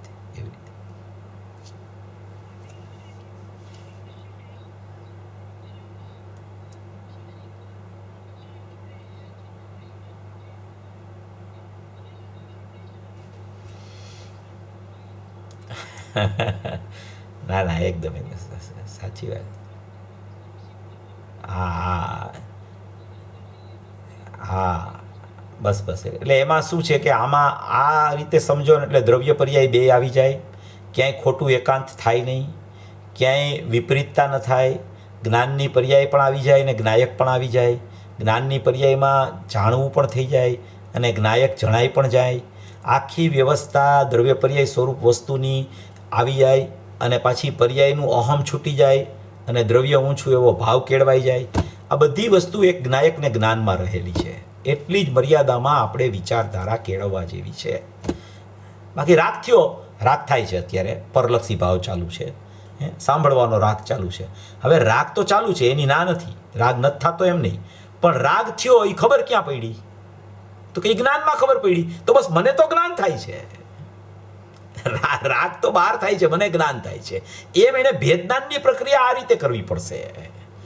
એને જ્ઞાનમાં આવવું પડશે. જ્ઞાનમાં આવશે એટલે સમજી લ્યો કે એ જ્ઞાન છે ને એ જ્ઞાયકને ક્યારેય છોડતું નથી. એ જ્ઞાયકમાં હમણાં વયો જશે તરત. પેલા જ્ઞાનમાં આવ્યો ને એટલે ઘણો અંદર આવી ગયો એ જીવમાં. એમ વિચારધારા એ રીતે કેળવવી. હા બોલો કરી લ્યો.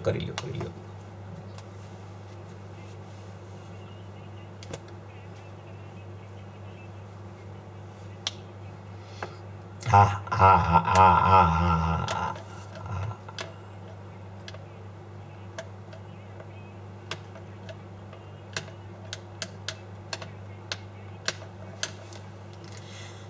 ચા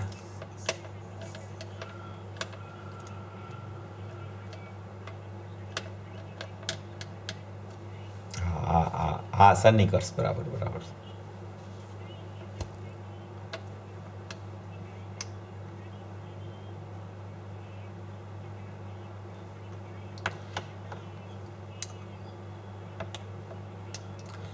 એ છે ને એ ભાવેન્દ્રિય છે એ જ્ઞાનની વિપરીતતા છે. ભાવેન્દ્રિય છે એ ચારિત્ર ગુણની વિપરીતતા નથી. ભાવેન્દ્રિય જે થઈ એ જ્ઞાનનો ઉગાડ છે. એ જ્ઞાનનો ઉગાડ ઇન્દ્રિયની સાથે સંબંધ કરી અને પર સાથે એકત્વ કરે છે. એ જ્ઞાનના ઉગાડની ચર્ચા છે. ભાવેન્દ્રિય છે એ જ્ઞાનના ઉગાડમાં જ્ઞાનમાં જાય છે. ચારિત્રની વાત નથી. એમ એ રીતે વિચારમાં આપણે સમજ અને ચારિત્ર ગુણ નથી લીધો ને અહીંયા જ્ઞાન દર્શન વીર્યમાં. ચારિત્ર ગુણની પર્યાયનો ખરેખર સ્વભાવ જ એવો છે કે એ પ્રત્યેક સમયે ઉત્પન્ન થતા વેદ પરલક્ષી ભાવે રાગરૂપ પરિણયમાં કરે છે. જ્યારે એનો સ્વકાળ આવે વિતરાગતા થવાનો, સ્વરૂપાચરણ થવાનો, ત્યારે જ્ઞાનમાં નિર્ણયપૂર્વક એ ચારિત્રની પર્યાય અંદર આવે છે.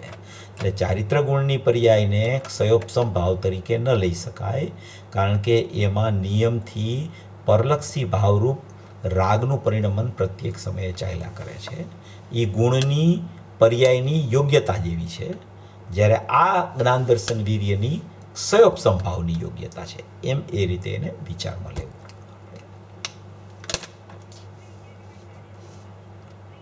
હા હા હા એકદમ એકદમ.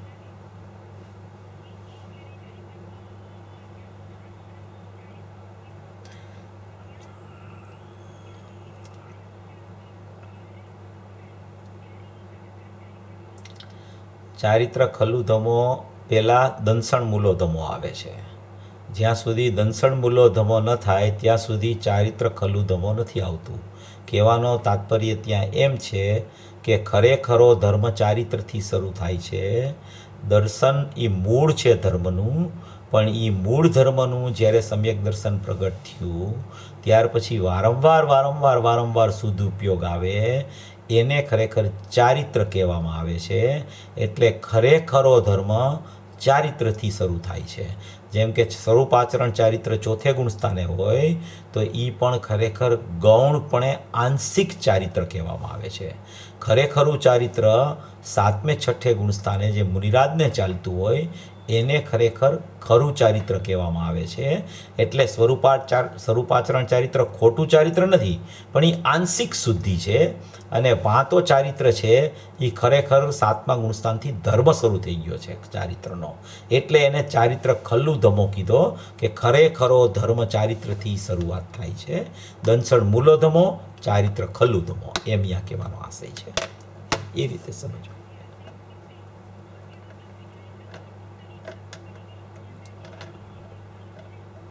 હા, એ પ્રત્યેક સમયે અજ્ઞાન દશામાં એવું જ હોય. અજ્ઞાન દશામાં એવું જ હોય. અજ્ઞાન દશા. હાજી